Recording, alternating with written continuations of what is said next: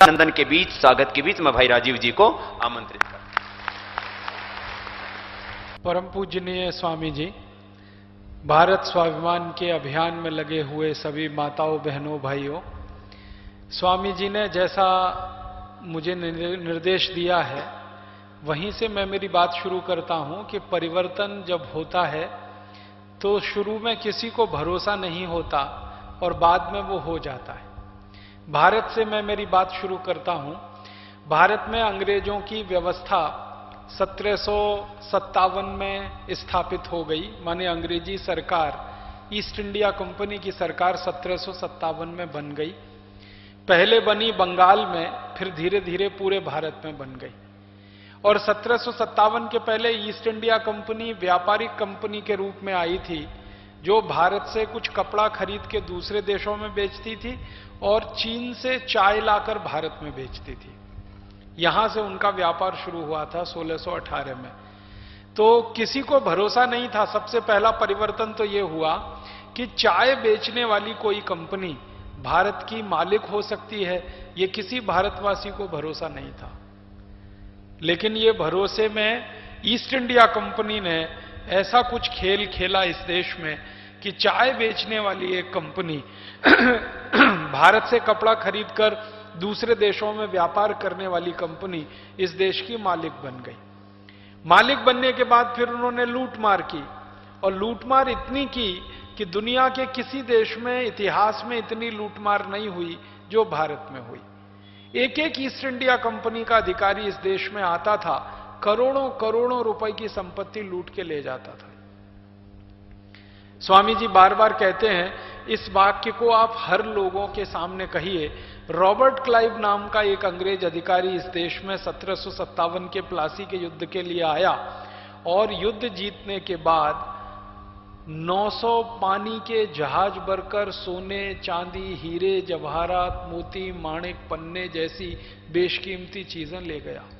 900 जहाज, नाव नहीं, जहाज।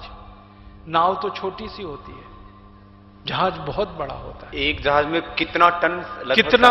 करीब 60 से 70 टन, इतना बड़ा जहाज होता था उस जमाने में। अब तो और भी बड़े होने लगे। अब तो 250 टन, 300 टन, 400 टन के जहाज हैं। ईस्ट इंडिया कंपनी के जमाने में एक जहाज में 60 से 70 टन सामान आता था। तो ऐसे 900 पानी के जहाज भरकर, जिसमें सोना, चांदी, हीरे, जवाहरात, माणिक, पन्ने, मोती आदि थे, एक जहाज में 60-70 टन, और ऐसे 900 जहाज भर के एक अंग्रेज अधिकारी लूट के ले गया, जिसका नाम था मैकॉले। मैकॉले ने इस देश को लूटा, यहां से धन लेके गया। फिर उसके बाद वॉरेन हेस्टिंग्स आया, उसने लूटा, वो धन लेके गया। फिर लिनलिथगो आया, उसने लूटा, वो लेके गया। फिर कर्जन आया, उसने लूटा, वो लेके गया। फिर विलियम वेंटिंग आया, उसने लूटा, वो लेके गया। फिर डलहौजी आया, उसने लूटा, वो लेके गया। ऐसे 84 बड़े अंग्रेज अधिकारी जो गवर्नर जनरल की हैसियत के थे। गवर्नर जनरल का माने होता है राष्ट्रपति या प्रधानमंत्री। इस हैसियत के 84 अंग्रेज अधिकारी लूटते रहे। उसके नीचे हजारों दूसरे अंग्रेज अधिकारी लूटते रहे, लाखों दूसरे अंग्रेज अधिकारी लूटते रहे। यह लूट इतनी जबरदस्त थी पूरे देश में कि सारा देश कंगाल और भिखारी हो गया था। घर घर में से अंग्रेज लूटते थे पैसा। आपको एक जानकारी दूं कि अंग्रेजों की लूट का तरीका क्या था। वो एक चिट्ठी भेजते थे किसी के भी नाम। मान लीजिए आप रहते हैं हरिद्वार शहर में और थोड़े पैसे वाले आदमी हैं, आपके पास अच्छा पैसा है। अंग्रेजों की खुफिया पुलिस होती थी, वो बताती थी कि किसके पास पैसा है। अंग्रेजों ने खुफिया पुलिस बनाई थी। उसका सबसे बड़ा काम यह था कि भारतवासियों में यह पता लगाना कि पैसा किसके पास है। तो कोई एक अधिकारी ने खुफिया पुलिस वालों को आदेश दे दिया, हरिद्वार के 8-10 व्यापारियों का पता चला, उनके नाम पते अंग्रेजी सरकार के पास पहुंच गए। ईस्ट इंडिया कंपनी की तरफ से उनके घर में एक चिट्ठी आती थी, एक पत्र आता था। उसमें लिखा जाता था, 1 करोड़ स्वर्ण मुद्राएं दे दो, नहीं तो मार डालेंगे, तुम्हारे घर के बच्चे का अपहरण कर लेंगे, तुम्हारा अपहरण कर लेंगे, घर में आग लगा देंगे, तुम्हारी पत्नी के साथ बलात्कार करेंगे, तुम्हारी बहन के साथ बलात्कार करेंगे। इस तरह की चिट्ठी आती थी। मौखिक नहीं, लिखित चिट्ठी आती थी। जैसे आजकल के गुंडे मवाली लोग होते हैं ना, डॉन लोग, वो आपको चिट्ठी भेज देते हैं, 2 करोड़ दे दो, 10 करोड़ दे दो, 20 करोड़ दे दो, नहीं तो मार डालेंगे। ठीक ईस्ट इंडिया कंपनी ऐसे ही किया करती थी। किसी बड़े के घर में चिट्ठी पहुंच गई और वो दे दी गई, और उसके बाद फिर लूट मार शुरू होती थी। तो ज्यादातर लोग डर के मारे क्या करते थे, जो ईस्ट इंडिया कंपनी मांगे वो देते थे। तो पहले वो लोगों से लूटते थे, फिर राजाओं से लूटना शुरू किया। एक इलाके का राजा है, उसको चिट्ठी चली गई और उस चिट्ठी के आधार पर राजाओं से करोड़ों रुपए। तो ये लूट इतनी बड़े पैमाने पर चलती थी कि किसी भारतवासी को कल्पना नहीं थी कि कभी ये लूट बंद हो जाएगी। सारे भारतवासी लूटते थे, सब बर्बाद हो रहे थे। कल्पना किसी को नहीं थी कि ये लूट एक दिन बंद हो जाएगी। फिर ईस्ट इंडिया कंपनी ने लूट के बाद एक दूसरा धंधा शुरू किया, भारतवासियों का धर्म परिवर्तन कराना शुरू किया, जबरदस्ती हिंदुओं से ईसाई बनाना शुरू किया।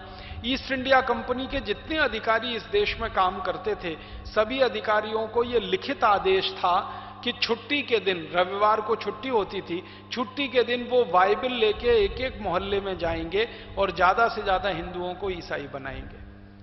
तो ये दूसरा काम उन्होंने शुरू कर रखा था, धर्म परिवर्तन का। तीसरा काम किसानों से जमीनें छीनने का कर रखा था। हिंदुस्तान के किसानों के पास अंग्रेजों के आने के पहले जमीनें थीं, हर एक किसान के पास कम से कम 10 एकड़। लगभग 20 करोड़ किसान थे इस देश में, और हर किसान के पास कम से कम 10 एकड़ जमीन होती थी। तो ये जमीनें छीनने के लिए अंग्रेज अदालतें लगाया करते थे। डलहौजी नाम का अंग्रेज था जो एक एक गांव में जाके अदालत लगाता था और एक दिन में 25,000 किसानों से जमीनें छीन लेता था। और वो कानून बना रखा था, लैंड एक्विजिशन एक्ट, उसके आधार पर ये जमीनें छीनी जाती थी। तो किसानों से जमीनें छीनते थे, व्यापारियों से पैसा लूटते थे, साधारण लोगों की मां बहन बेटियों के साथ बलात्कार करते थे, आम हिंदुस्तानियों को हिंदू से ईसाई बनाया करते थे। फिर हमारे उद्योगों को बर्बाद करने के लिए टैक्स लगाया करते थे। अंग्रेजों ने 350% तक सेंट्रल एक्साइज ड्यूटी लगाया था केंद्रीय उत्पाद कर भारत के उद्योगों पर। और अंग्रेजों के जो उद्योग भारत में चलते थे वो टैक्स फ्री किए हुए थे पूरे के पूरे। तो अंग्रेजों का माल टैक्स फ्री और भारत के माल पर 350% एक्साइज ड्यूटी, फिर उसके बाद सेल्स टैक्स, फिर उसके बेचकर इनकम टैक्स, फिर उसके बाद अंग्रेजों ने लोकल टैक्सेस लगाए थे, म्युनिसिपल कॉरपोरेशन का टैक्स, फिर हाउस टैक्स, ऐसे दसियों तरह के कर उन्होंने लगा रखे थे। हर तरह से अंग्रेज इस देश को बर्बाद करने में लगे हुए थे। ऐसे अंग्रेजों के खिलाफ कोई बड़ा विद्रोह होगा इस देश में, कभी अंग्रेज हिंदुस्तान छोड़कर चले जाएंगे और ये लूट और खसोट बंद हो जाएगी, इसका भरोसा भारतवासियों को नहीं था। लेकिन एक आदमी को था।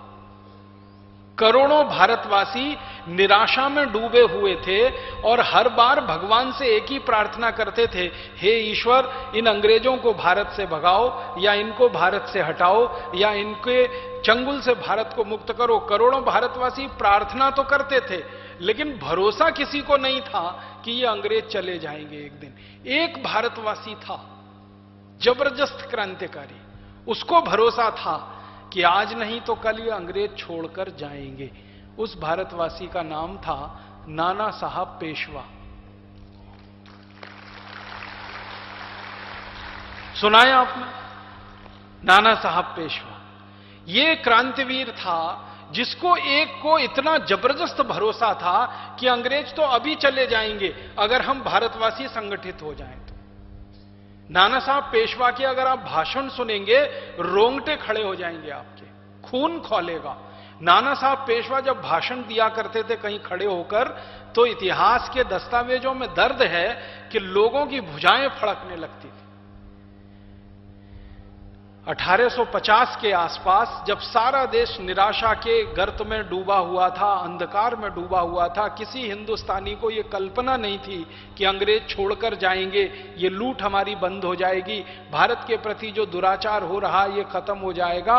एक हिंदुस्तानी ऐसा था जो दिया जलाए बैठा था, उनका नाम था नाना साहब पेशवा। बहुत छोटे से गांव में रहने वाले व्यक्ति थे नाना साहब पेशवा। गांव का नाम मालूम है? बिठूर।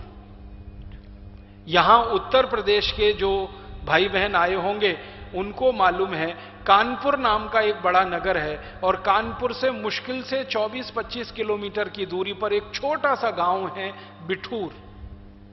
1850 के साल में बिठूर की आबादी मात्र 20,000 के आसपास थी। 20,000 की आबादी का कस्बा था, गांव भी नहीं कह सकते, शहर भी नहीं कह सकते, गांव और शहर के बीच का एक कस्बा था।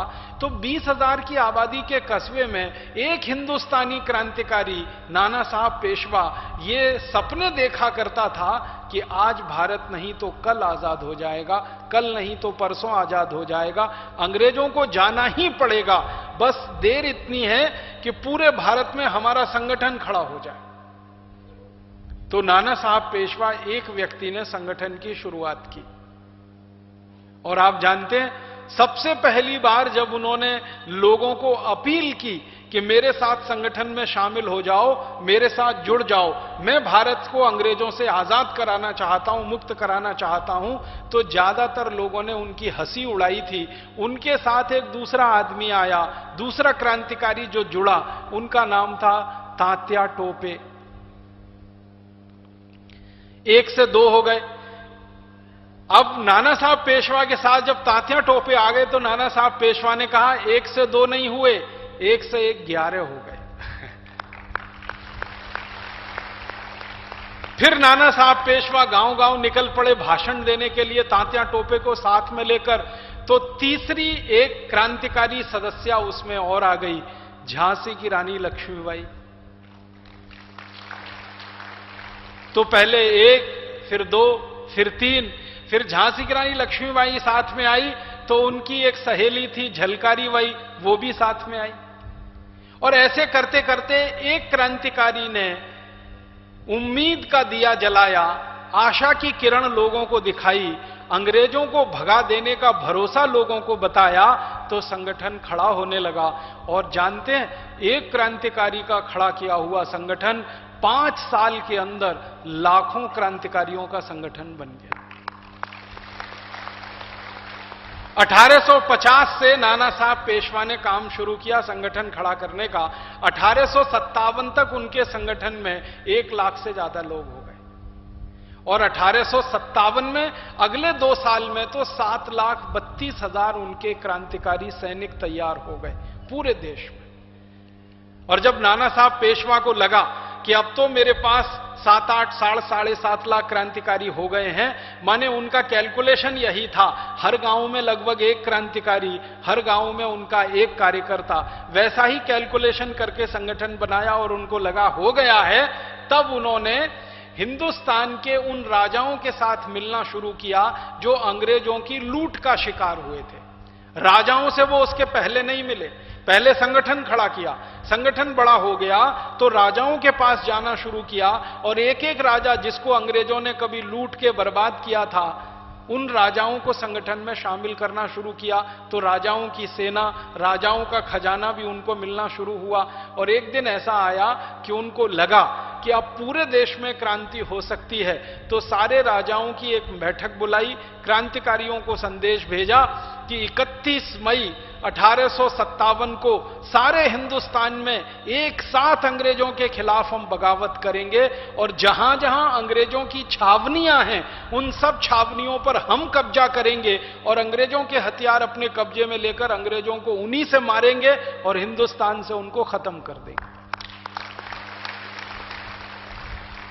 31 मई 1857 का दिन तय हो गया, क्रांति का दिन तय हो गया। सारे कार्यकर्ताओं ने क्रांति की तैयारी शुरू करना। हमारे देश में 350 जगह पर अंग्रेजों की छावनियां थी। जैसे मेरठ अंग्रेजों की बहुत बड़ी छावनी था, ये अपने पड़ोस में रुड़की है ना, ये बहुत बड़ी छावनी था अंग्रेजों की। मेरठ था, रुड़की था, फिर दिल्ली था, फिर बरेली था, फिर शाहजहांपुर था, फिर रामपुर था, फिर उधर अलीगढ़ था, फिर एटा था, इटावा था। ऐसे 350 स्थानों पर अंग्रेजों की छावनियां थी। और नाना साहब पेशवा ने इतनी जबरदस्त योजना बनाई थी कि जहां जहां अंग्रेजों की छावनियां हैं वहीं पर सैनिक उनको बुला करते थे, जो क्रांतिकारी नाना साहब पेशवा के संगठन में काम करते थे। तो भारत के क्रांतिकारी हर उन स्थानों पर संगठित होंगे जहां अंग्रेजों की छावनियां हैं, और 31 मई को एक साथ बगावत करेंगे। लेकिन उसमें एक छोटी सी गड़बड़ हो गई। कि तारीख तय हुई थी 31 मई 1857। ये मेरठ के लोगों ने कुछ जल्दबाजी कर दी और जो काम 31 मई को शुरू होना था वो 10 मई को ही चालू कर दिया। मेरठ वाले थोड़े ज्यादा उबाल वाले लोग हैं। ये जो इलाका है ना मेरठ, मुजफ्फरनगर, ये जाट जाति समूह का इलाका है और जाट जाति समूहों के बारे में अंग्रेज खुद मानते हैं बहुत पराक्रमी, बहुत वीर। जाटों के बारे में अंग्रेजों की संसद में जब बहस होती थी तो अंग्रेज कहा करते थे एक जाट 10 अंग्रेजों के बराबर है। तो ये जाट समूह जाट जाति का इलाका है मेरठ। तो ये लोग थोड़े उतावले हो गए, इनका खून ज्यादा उबल गया, इनके खून पर इनका कंट्रोल नहीं रहा। 10 मई को ही सारा खेल इन्होंने शुरू कर दिया और 10 मई की शाम 5 बजे अंग्रेजों की पूरी छावनी को आग लगा दी इन्होंने मेरठ में और क्रांति की शुरुआत हो गई। गुस्सा किस बात पे आया? मेरठ के नागरिकों को अंग्रेजों की छावनियां जला देने का इतना गुस्सा कहां से पैदा हो गया? गुस्सा पैदा हुआ, मंगल पांडे को अंग्रेजों ने फांसी दे दी थी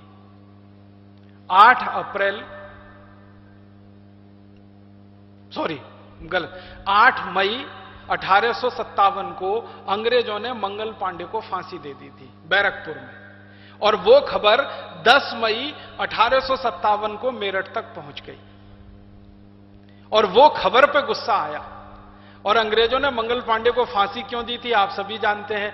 मंगल पांडे एक क्रांतिवीर नौजवान थे, आर्य समाजी व्यक्ति थे, आर्य समाज का प्रभाव उनके ऊपर बहुत ज्यादा था, गाय को माता मानकर काम करने वाले व्यक्ति थे। उनको यह पता चला कि अंग्रेजों की सरकार जो कारतूस देती है बंदूक में चलाने के लिए उसमें गाय की चर्बी लगी रहती है। बस मंगल पांडे को गुस्सा आ गया और मंगल पांडे अंग्रेजों की सेना में सैनिक के रूप में काम करते थे।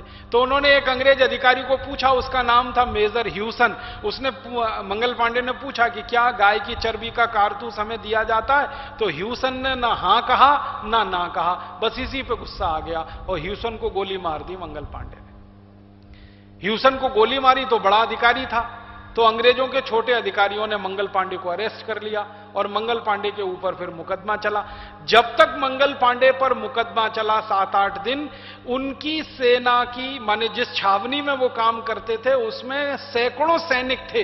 किसी को भरोसा नहीं था कि कोई क्रांति होने जा रही है। आपको यह भी मालूम है मंगल पांडे को गिरफ्तार करने के लिए अंग्रेजों ने जब आदेश दिया था तो भारतीय सैनिकों ने कुछ ने तो मना कर दिया, लेकिन कुछ ने मंगल पांडे को गिरफ्तार भी करवाया। माने जिन्होंने गिरफ्तार करवाया उनको भरोसा नहीं था कि कोई क्रांति होने जा रही है, कोई परिवर्तन होने जा रहा है। फिर मंगल पांडे को 8 मई को फांसी हो गई। फांसी के लिए कोई हिंदुस्तानी जल्लाद तैयार नहीं हुआ तो एक अंग्रेज अधिकारी को जल्लाद बनाया गया। मंगल पांडे को कोई हिंदुस्तानी ने फांसी नहीं दी, एक भी हिंदुस्तानी जल्लाद तैयार नहीं हुआ फांसी देने के लिए, सबने मना कर दिया। सबका एक ही बात था कहना कि अगर हम मंगल पांडे की जगह होते तो हम भी यही करते। उन्होंने मेजर ह्यूसन को गोली मारी, हम भी मारते, कि उन्होंने कोई गलत नहीं किया था। मतलब मेरा कहने का है कि हर कदम पर परिवर्तन होता है तो ऐसा अचानक से कई बार हो जाता है, भरोसा नहीं होता। तो वहां फांसी हो गई। जैसे ही फांसी हुई तो देखो चमत्कार क्या हुआ। फांसी होने के 3 घंटे में, सवेरे 6 बजे फांसी हुई है मंगल पांडे को 8 मई को, और लगभग 9 से 10 बजे उनकी प्लाटून में 1100 हिंदुस्तानी सैनिकों ने बगावत कर दी। माने एक मंगल पांडे के फांसी पे चढ़ते ही 1100 मंगल पांडे पैदा हो गए उसी प्लाटून में, और 1100 भारतवासी सैनिकों ने उसी क्षण नौकरी छोड़ दी। नौकरी छोड़कर अंग्रेजों ने उनसे कहा कि भाग जाओ यहां से, तो उन्होंने कहा हम भागेंगे नहीं, अब आपको भगाएंगे यहां से। अंग्रेज अधिकारियों ने ऐसे ही बोल दिया भाग जाओ यहां से, अब तुमने नौकरी तो छोड़ ही दी है। तो उन सैनिकों का जवाब था भागेंगे नहीं, आपको भगाएंगे। तो वो 1100 सैनिक जुलूस बनाते बनाते पहुंचे गंगा नदी के किनारे। गंगा वहां से एक 24 मील की दूरी पर है जहां ये हुआ सारा वाकया। पैदल चलते हुए गंगा के किनारे गए, हाथ में गंगा जल उठाया और कसम खाई कि अब हम इन अंग्रेजों को रहने नहीं देंगे, ऐसे ही मारेंगे जैसे मंगल पांडे ने मेजर ह्यूसन को मारा। फिर क्या हुआ, 5-5 की टुकड़ियां बनी और टुकड़ियों में तय किया गया कि आप एक दिशा में, आप एक दिशा में, आप एक दिशा में। 1100-1200 सैनिकों ने 5-5 की टुकड़ियां बनाई और फैल गए पूरे भारत में। और गांव-गांव, गली-गली, नगर-नगर एक सिद्धांत उन्होंने अपनाया, walk walk walk and talk talk talk. एक एक गांव में जाना, एक एक गली में जाना, लोगों को कहानी सुनाना, लोगों को बताना। इन 1100 क्रांतिकारियों ने जो काम किया है वो इतिहास के सुनहरे पन्नों में दर्ज होने वाला काम है।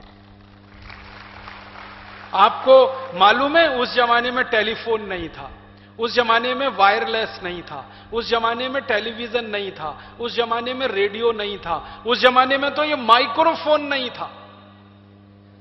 मैं माइक्रोफोन का इस्तेमाल करके आप 3000 भाई बहनों से बात कर रहा हूं। उस जमाने में तो गला फाड़ फाड़ के चिल्लाना पड़ता था और उसी से बात करनी पड़ती थी। मोटर कार नहीं थी, हवाई जहाज नहीं था, रेल नहीं थी, आने जाने के साधन नहीं थे। या तो बैलगाड़ी पर चलो, या घोड़े गाड़ी पर चलो, या ऊंट गाड़ी पर चलो, या पैदल चलो, साधन कोई नहीं थे। तब ये 1100 क्रांतिकारी बैरकपुर से निकले और गांव-गांव फैल गए। इन्होंने जो मशाल जलाई, उनमें से क्रांतिकारियों की बातें सुन सुनकर लोगों में गुस्सा पैदा हुआ। मेरठ में ये जानकारी जब पहुंची, 2 दिन के अंदर ये जानकारी मेरठ तक पहुंच गई, तो मेरठ वालों में जरा जल्दी उबाल आ गया।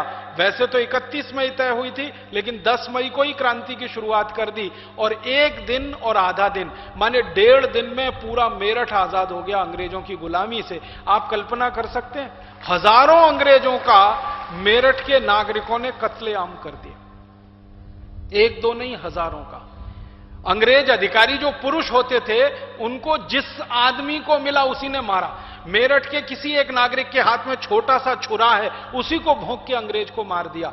महिलाओं के हाथ में वो होती थी, हंसिया कहते हैं, जिससे आप फसल काट दें, हंसियों से गले काटे अंग्रेज अधिकारी।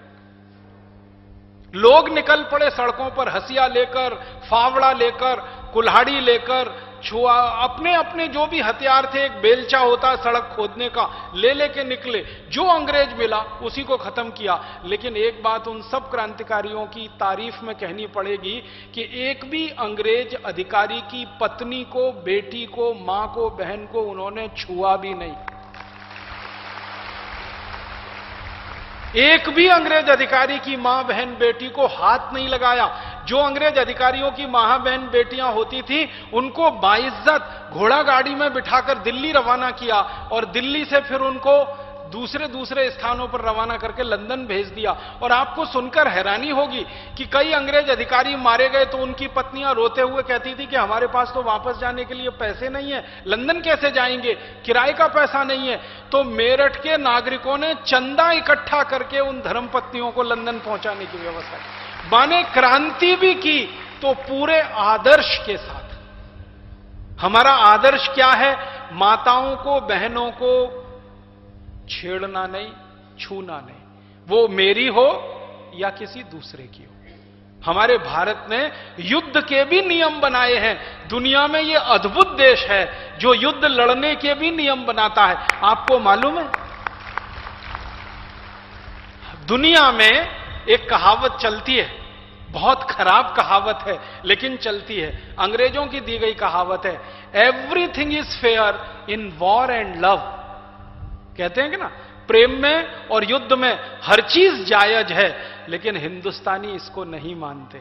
हिंदुस्तानी कहते हैं युद्ध भी सिद्धांतों के साथ होता है, प्रेम भी सिद्धांतों के साथ होता है, यहां युद्ध भी सिद्धांतों के साथ होता है। तो अंग्रेजों से हमारी दुश्मनी थी, वैर था, उन अंग्रेजों से जिन्होंने भारत को बर्बाद करने में कोई कसर नहीं छोड़ी। उन अंग्रेजों से हमारा युद्ध था जिन्होंने भारत की लाखों माताओं, बहन, बेटियों से बलात्कार किए।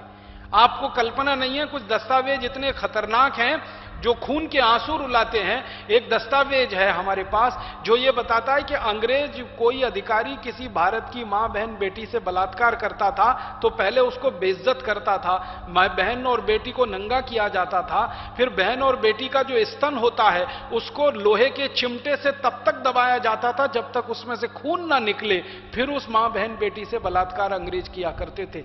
ऐसे हैवानियत वाले अंग्रेज थे। लेकिन उन अंग्रेजों के खिलाफ भी भारत के क्रांतिकारियों ने एक सिद्धांत अपनाया कि उनकी माताओं बहन बेटियों को छुआ भी नहीं। पूरे युद्ध में अंग्रेज अधिकारियों का कत्लेआम हुआ, किसी अंग्रेजी बहन बेटी और मां का कत्लेआम नहीं हुआ, किसी को छुआ भी नहीं। मेरठ आजाद हो गया 1.5 दिन में। फिर उसके बाद मेरठ से क्रांतिकारी चले घोड़े पर और पैदल और दिल्ली पहुंच गए। 70 किलोमीटर की दूरी है, 24 घंटे में दूरी तय हो गई। दिल्ली पहुंच गए। 11 मई को दिल्ली में कत्लेआम शुरू हो गया और 15 मई तक पूरी दिल्ली आजाद हो गई अंग्रेजों की गुलामी से। फिर दिल्ली से निकले क्रांतिकारियों की एक टीम और बरेली गई, एक शाहजहांपुर निकली, एक अलीगढ़ की तरफ निकली, अलीगढ़ एटा इटावा होते हुए कानपुर में, ये सब, फिर एक बरेली शाहजहांपुर होते हुए, ऐसी टुकड़ियां बंटती गईं और मात्र 3 महीने में, मई का पूरा महीना, जून का पूरा महीना, जुलाई का पूरा महीना, लगभग अगस्त का आधा महीना और बहुत अधिक तो 4 महीने मान लो, 1 सितंबर 1857 तक हिंदुस्तान की 350 छावनियां जो अंग्रेजों की गुलाम थी वो पूरी तरह से आजाद हो गई।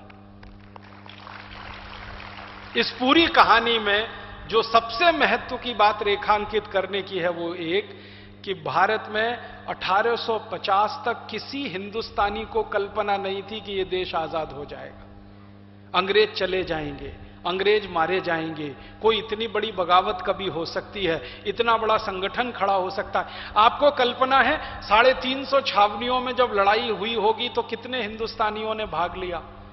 मैं ये एक आंकड़े के लिए 18 साल काम करता रहा कि कुल कितने हिंदुस्तानियों ने 1857 की लड़ाई में भाग लिया। एक इतिहासकार कहते हैं लाखों में, कोई इतिहासकार कहते हैं करोड़ों में, कोई इतिहासकार कुछ, कोई इतिहासकार, एग्जैक्ट संख्या मुझे लगती थी कि पता होनी चाहिए। 18 साल लगे हुए। मेरे गुरु थे प्रोफेसर धर्मपाल, इतिहास के बहुत बड़े जानकार, उनकी मदद से और उनके कुछ साथियों की मदद से पता चला 4 करोड़ 20 लाख से ज्यादा भारतवासियों ने अंग्रेजों के सामने आमने सामने का युद्ध किया 1857। 350 स्थानों पर युद्ध हुआ, हजारों लाखें तलवारें इस्तेमाल हुई, बंदूकें इस्तेमाल हुई, गोला बारूद इस्तेमाल हुआ। तो आप जरा दूसरे तरफ से कल्पना करिए कि कितना बड़ा यह संग्राम रहा होगा। 350 स्थानों पर 4 करोड़ 20 लाख हिंदुस्तानी लड़ रहे हैं अंग्रेजों से, बंदूकें और तलवारें, एक एक तलवार अगर एक एक हिंदुस्तानी के हाथ में रही हो तो 4 करोड़ 20 लाख तलवारें रही होंगी। इतनी तलवारें बनाई किसने और इतना लोहा और स्टील आया कहां से? फिर यह खोजने के लिए जब निकला मैं तो पता चला अपने देश में एक बंजारा जाति समूह है। आप समझते हैं बंजारा? ये सड़क के किनारे जो अपनी गाड़ी लगा के रहना शुरू कर देते हैं, घर नहीं बनाते कभी। लोहार वो कारीगरी में लोहार हैं और जाति में बंजारा कहलाते हैं। ये अपना घर नहीं बनाते। क्यों? वो कहते हैं कि हमारे राजा ने कभी अपना घर नहीं बनाया तो हम क्यों बनाएं। और वो अपना राजा किसको मानते हैं? महाराणा प्रताप को। महाराणा प्रताप के वंशज मानते हैं अपने को। वो कोई छोटे लोग नहीं है, छोटी जाति नहीं है, बहुत ऊंची जाति है। हमारे देश में कोई जाति छोटी जाति नहीं है, सब ऊंची जातियां हैं। तो वो कहते हैं हम तो महाराणा प्रताप के वंशज हैं, हमारे राजा ने घर नहीं बनाया, घास की रोटियां खाई, गांव गांव गली गली उसने छावनियां तैयार की, हम कैसे घर बना सकते हैं। तो ये बंजारा जाति के लोग जो हर बड़े शहर में गांव के बाहर, आप देखेंगे अक्सर किसी भी शहर में जब आप घुसेंगे तो शहर के बाहर इनके आपको वो एक केंद्र स्थान नजर आएंगे। 1-2 गाड़ी खड़ी होगी, वहां पर बच्चे खेलते होंगे, वहीं पर उनकी एक भट्टी होगी जिसमें लोहा गलाते हैं। ये बंजारा समाज को बहुत बड़ी महारत हासिल है लोहा गलाने की। लोहा गलाना समझते हैं? कच्चा लोहा, उसको स्टील बनाना, फौलाद बनाना, तो ये आग की मदद से होता है। तो लोहा गलाकर स्टील बना के तलवार देने का काम ये बंजारा जाति के लोगों ने किया था भारत के 4 करोड़ 20 लाख क्रांतिकारियों को। बंदूकें बनी तो बंदूकों की आगे की नाल तो लोहे की है, पीछे का लकड़ी का है। तो कुम्हारों ने लोहारों ने काम किया नाल बनाने का और लकड़ी का काम करने वालों ने बट बनाई उसकी। तो लाखों वो लोग कारीगर थे। कितने करोड़ मीट्रिक टन लोहा गला होगा, मैं यही सोचकर रोमांचित हो जाता हूं 1857 में। आज तो हम लाखों मीट्रिक टन लोहा बनाते हैं इस देश में। 1857 में लाखों मीट्रिक टन लोहा गलाया गया होगा, तब भाले बने होंगे, तब तलवारें बनी होंगी, तब बर्छी बनी होंगी, तब कृपाण बनी होंगी, तब छुरे बने होंगे, हैसिये बने होंगे, और फिर अंत में बंदूकों की नाल बनी होगी। माने क्या है, पूरा समाज इस क्रांति में शामिल था।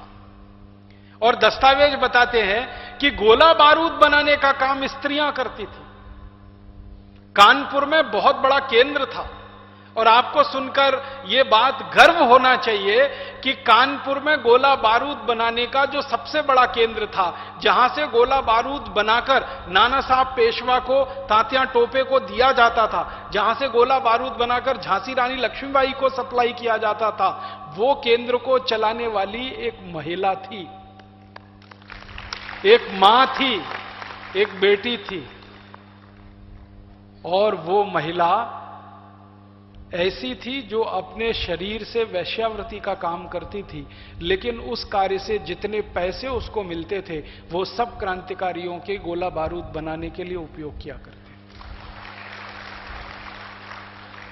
माने आप कल्पना करो, इस देश की क्रांति के लिए, इस देश की आजादी के लिए, इस देश के प्रथम स्वाधीनता संग्राम के लिए वैश्याओं ने अपना शरीर बेचकर पैसा कमाया है और इस देश की क्रांति में लगाया है। कितना पवित्र रहा होगा वो पैसा। वो केंद्र चलाती थी, और ऐसे सैकड़ों केंद्र कानपुर में थे। उनकी वो हेड थी। एक केंद्र से दूसरे केंद्र को कच्चा माल पहुंचाना, और दूसरे केंद्र से तीसरे को कच्चा माल पहुंचाना। आपको एक जानकारी दूं, गोला बारूद उसी केमिकल से बनता है। वेश्या तो पहले से रही होगी, लेकिन उसने देखा कि देश की आजादी का संग्राम हो रहा है, तो यदि मैं जिस काम को कर रही हूं, मेरा सम्मान तो चाहे खत्म हो गया हो, लेकिन देश का स्वाभिमान यदि बचता है तो मैं उसी काम को करते हुए, मेरा तो सम्मान खत्म हो गया, लेकिन देश का स्वाभिमान न मिटे, इसके लिए अपनी आहुति दी। तो यह एक बहुत बड़ा उदाहरण। ऐसे बहुत सैकड़ों केंद्र थे जो बैरकपुर में, कलकत्ता में, कानपुर में, लखनऊ में, इलाहाबाद में, वाराणसी में, बरेली में, शाहजहांपुर में, जितने उत्तर भारत के बड़े नाम आप जानते हैं, मध्य भारत के, सब जगह चलते थे। गोला बारूद बनाने का काम महिलाओं के जिम्मे, सैनिकों तक पहुंचाने का काम बच्चों के जिम्मे, और पुरुषों का काम अंग्रेजों से लड़ने का। माने समाज का एक एक वर्ग शामिल था, क्या स्त्री, क्या पुरुष, क्या बच्चे, क्या बुजुर्ग। और यह क्रांति इतनी जबरदस्त हुई कि मात्र 4 महीने में पूरे हिंदुस्तान से 150 साल पुराना अंग्रेजों का शासन उखाड़ फेंक दिया इस क्रांति ने। मैं बार बार एक ही बात कह रहा हूं कि जब 1850 में पूरा हिंदुस्तान अंधेरे में डूबा हुआ था, किसी को यह आजादी की कल्पना नहीं थी, भारत कभी अंग्रेजों की गुलामी से बाहर आएगा, यह कोई सोच नहीं पाता था। तब एक क्रांतिवीर व्यक्ति नाना साहब पेशवा ने संगठन का सपना देखा और संगठन की ताकत पर उसको पूरा कर दिया। अब आप ये पूछ सकते हैं कि फिर हम अंग्रेजों के 1947 तक गुलाम कैसे रहे?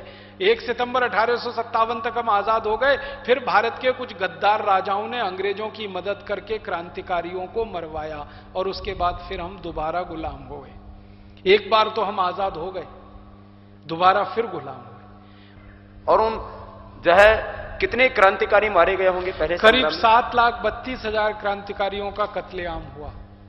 अंग्रेज दोबारा से वापस आ गए, भारत के राजाओं की मदद से सेना मिल गई, उनको पैसे मिल गए, हथियार मिल गया, गोला बारूद मिल गया, उसकी मदद से अंग्रेजों ने हमला किया।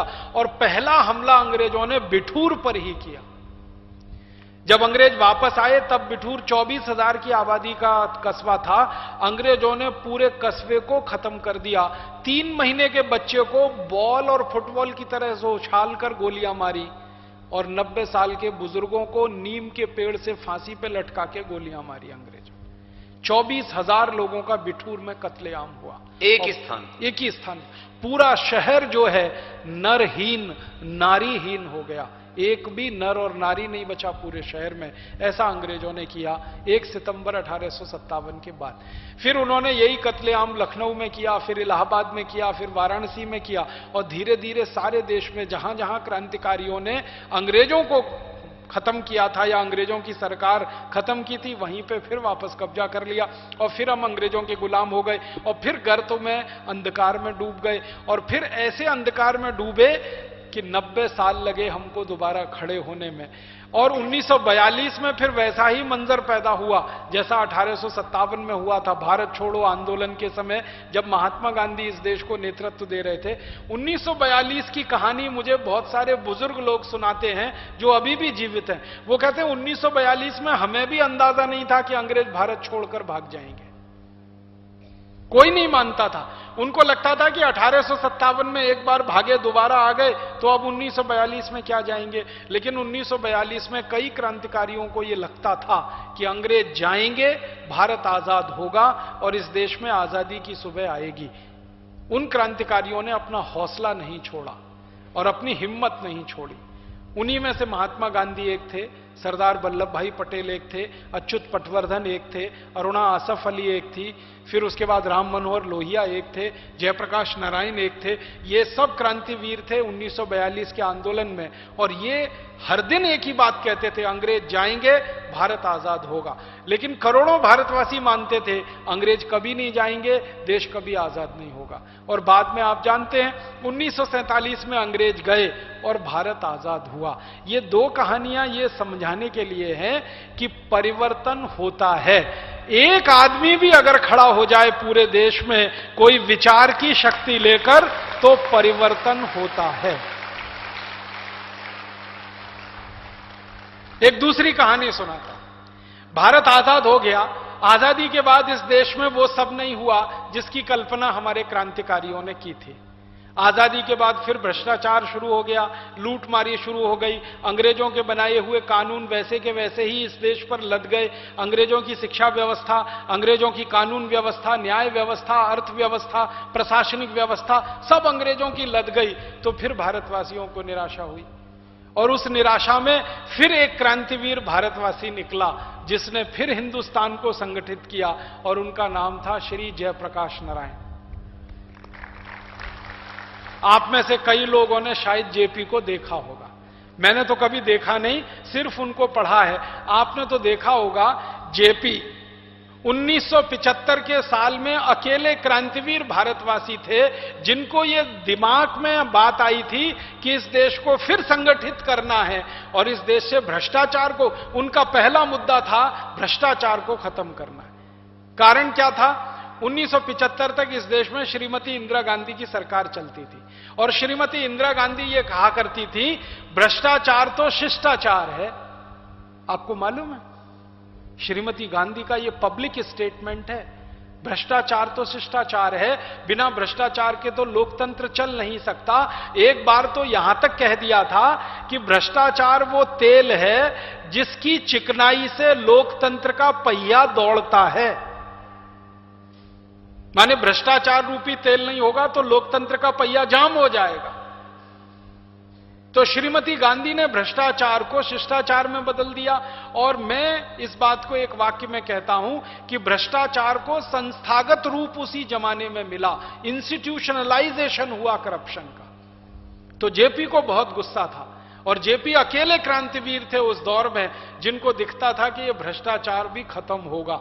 तो जेपी को लोग कहा करते थे जेपी आपका दिमाग खराब हुआ है, ये श्रीमती इंदिरा गांधी जिसकी सत्ता कोई हिला नहीं सकता, जिसकी कुर्सी को कोई डिगा नहीं सकता और कल्पना में किसी हिंदुस्तानी के नहीं है कि ये कभी महिला कुर्सी से नीचे उतर भी सकती है। आप बोलते हो इसकी सरकार गिर जाएगी, सत्ता परिवर्तन हो जाएगा, व्यवस्था परिवर्तन हो जाएगा। तो जेपी कहते थे मैं देख रहा हूं, आपको नहीं दिखाई देता है, मेरी आंखें आपसे 20 साल आगे का देखती हैं।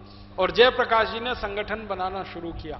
वो अकेले आदमी निकले संगठन खड़ा करने के लिए। संगठन किस काम के लिए? भ्रष्टाचार खत्म करना है, आर्थिक असमानता खत्म करनी है। जो डिस्पैरिटी है ना, एक आदमी को हिंदुस्तान में 20 रुपए भी नहीं है एक दिन में कमाने के लिए और एक एक आदमी एक दिन में 20,000 रुपए, एक एक मिनट में 20,000 रुपए कमा रहा है। तो ये आर्थिक असमानता जेपी को बर्दाश्त नहीं होती थी। तो उन्होंने कहा ये आर्थिक असमानता खत्म होनी चाहिए, भ्रष्टाचार खत्म होना चाहिए, सामाजिक न्याय मिलना चाहिए, शिक्षा व्यवस्था में परिवर्तन। ऐसे 7 मुद्दे लेकर जेपी निकले जिसको उन्होंने कहा था सप्त क्रांति। गांव गांव निकले, एक जमाने में जेपी जब ये बातें लोगों को कहा करते थे तो 4, 6, 10 लोग सुनने वाले हुआ करते थे। तो जेपी के नजदीकी लोग उनको कहा करते थे, जेपी 4, 6, 10 लोग आपको सुनने के लिए आते हैं और आप कहते हैं इस देश में क्रांति हो जाएगी, कौन करेगा? तो जेपी कहते थे धीरज रखो, धैर्य रखो, मैं जो कह रहा हूं तुम वो करते चलो, फिर तुम देखना।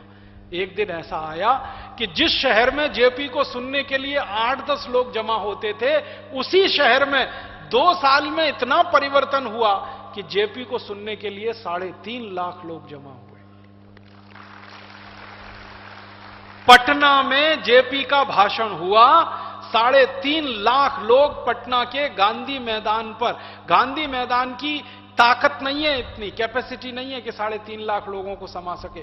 पेड़ों पे लोग खड़े हैं, छतों पर लोग खड़े हैं, जहां जिसको जगह मिली और वहां खड़े हैं। और जेपी का भाषण लोगों ने रैप्ट अटेंशन से सुना था। रैप्ट अटेंशन माने सुई गिरा दो तो सुई की आवाज हो जाए, इतनी शांति से 3.5 घंटे उन्होंने बोला था और दिल खोल के बोला था। करप्शन के खिलाफ, सामाजिक अन्याय के खिलाफ, आर्थिक असमानता के खिलाफ। और वो जो रैली हुई है जेपी की, उसने इतिहास बना दिया। फिर एक एक शहर में रैलियां होना शुरू हुई। बनारस में हुई, फिर इलाहाबाद में हुई, दिल्ली तक आते आते तो जेपी की यह स्थिति हो गई कि दिल्ली में 10 लाख लोग जमा हैं जेपी को सुनने के लिए, जिस दिल्ली में 10 आदमी जेपी को सुनने के लिए कभी तैयार नहीं होते थे। और फिर धीरे धीरे संगठन बढ़ता गया, बढ़ता गया, बढ़ता गया। और 2.5 साल में, मात्र 2.5 साल में उस संगठन की ताकत इतनी बड़ी हो गई कि श्रीमती इंदिरा गांधी को इमरजेंसी लगानी पड़ी, जेपी को गिरफ्तार करना पड़ा। और इतना अत्याचार हुआ पूरे देश के लोगों पर, जिसने कभी जिंदगी में कोई अपराध नहीं किया उनको जेलों में ठूंस दिया गया। यूनिवर्सिटी में पढ़ाने वाले प्रोफेसर्स के ऊपर यह आरोप लगाए गए कि ये बिजली का तार काट रहे थे, इसलिए इनको जेल के अंदर डालो। ऐसे ऐसे आरोप लगाकर हजारों लोगों को इंदिरा गांधी ने बंद करा दिया इमरजेंसी में। फिर पूरा देश खड़ा हो गया। हमारे देश के बारे में मैं ये एक बात कहता हूं कि ये भारत सोए हुए हाथी की तरह से है। जब तक सोता रहता, सोता रहता, सोता रहता, सोता रहता, सोता रहता, कभी इसको किसी ने सुई चुबो दी या पिंग चुबो दी तो ऐसा चिंगाड़ कर खड़ा होता है जैसे मदमस्त हाथी। जेपी ने सुई चुबोई, पिंग चुबोई, पूरा देश खड़ा हो गया। आपको कल्पना नहीं होगी, लाखों विद्यार्थियों ने अपने कैरियर छोड़ दिए, स्कूल छोड़ दिए, कॉलेज छोड़ दिया। आईएएस अधिकारियों ने नौकरी को लात मार दी, आईपीएस अधिकारियों ने नौकरी को लात मार दी, आईआरएस अधिकारियों ने नौकरियों को लात मार दी और जयप्रकाश जी के साथ शामिल हो गए। और उस आंदोलन ने पूरे देश को हिला दिया। और श्रीमती इंदिरा गांधी, जिनकी सरकार को कोई हिला नहीं सकता था, जेपी ने उनको कुर्सी से उतार दिया और श्रीमती इंदिरा गांधी की जमानत जब्त हुई थी। जो लाखों वोट के अंतर से जिस कॉन्स्टिट्यूएंसी से जीतती थी, वहां श्रीमती गांधी की जमानत जब्त हुई थी। और एक ऐसे आदमी ने हराया था उनको जिनका नाम कोई नहीं जानता इस देश में, राजनारायण। राजनारायण की विशेषता यह थी कि पूरे चुनाव में एक दिन भी चुनाव प्रचार के लिए नहीं गए और इंदिरा गांधी की जमानत खत्म कर दी। तो वो राजनारायण का प्रताप नहीं था, जयप्रकाश नारायण का प्रताप था। और इमरजेंसी की चुभन थी लोगों के दिल में और देश में परिवर्तन हुआ। श्रीमती गांधी की सरकार गिरी। दुर्भाग्य उस समय देश का क्या हुआ कि जब ये सरकार गिर गई और नई सरकार आ गई तो उस नई सरकार में वही सब पुराने लोग आ गए जिनके खिलाफ भ्रष्टाचार का आंदोलन शुरू हुआ था। यही बड़ी गड़बड़ हो गई। हमारे राजनीतिज्ञ तो बहुत चालाक और होशियार है ना। जब उन्होंने देखा कि जेपी की हवा चल रही है और सब कुछ इन्हीं की तरफ आने वाला है, तो इंदिरा गांधी के जहाज से कूद कूद कर जेपी के जहाज में आके बैठ गए। सबने इंदिरा गांधी का साथ छोड़ दिया और आगे आगे आके बैठ गए। ये तो थोड़े ज्यादा दम वाले लोग होते हैं ना, तो नए लोगों को पीछे कर दिया, खुद आगे स्थापित हो गए। और तब तक जेपी बीमार हो गए, उनकी किडनी फेल हो गई थी, उनको जहर दिया था। चंडीगढ़ जेल में जब उनको गिरफ्तार करके रखा गया तो जहर दिया गया था उनके खाने में, तो दोनों किडनियां खराब हो गई, तो उनको डायलिसिस पर रहना पड़ा और बाद में उनकी मृत्यु हो गई। और वो जो प्रयोग हुआ था वो एक तरह से असफल हो गया, लेकिन परिवर्तन हुआ। जेपी ने जो सपना देखा था कि मैं इनकी चूल तो हिला ही दूंगा, जो करप्शन के आधार पर खड़ी हुई है वो कर ही दिया उन्होंने। तो मेरे कहने का मतलब यह है कि भारत के इतिहास में अगर आप इसको ध्यान देंगे तो किसी एक व्यक्ति ने विचार दिया है, संगठन खड़ा किया है, लाखों करोड़ों लोग फिर उसके साथ जुड़े हैं और परिवर्तन हुआ है। तो स्वामी जी जो आज ये कह रहे हैं ना, उनको दिखता है, हम लोगों को तो कम दिखता है, लेकिन स्वामी जी को ज्यादा दिखता है। अगले 20 साल का उनको दिख रहा है, 25 साल का दिख रहा है, 50 साल का दिख रहा है। स्वामी जी अक्सर मुझे ये कहते हैं जब मैं उनके साथ अकेले में होता हूं कि कुछ बड़ा तो होने वाला है और कोई जलजला तो आने वाला है। ये आज आपको नहीं दिखता, मुझे नहीं दिखता, हमको नहीं दिखता, क्योंकि हमारी दृष्टि छोटी है, हम उतना दूर तक नहीं देख पाते हैं। जो विजनरी होता है ना, दृष्टिकर्ता जिसको कहते हैं, वो दूर की देखता है। हम तो सैनिक हैं, सेनापति है, वो दूर की देखता है। तो स्वामी जी को दिख रहा है कि कोई बड़ा जलजला तो आने ही वाला है, और ज्यादा दिन नहीं, 2-4 साल में ही आने वाला है।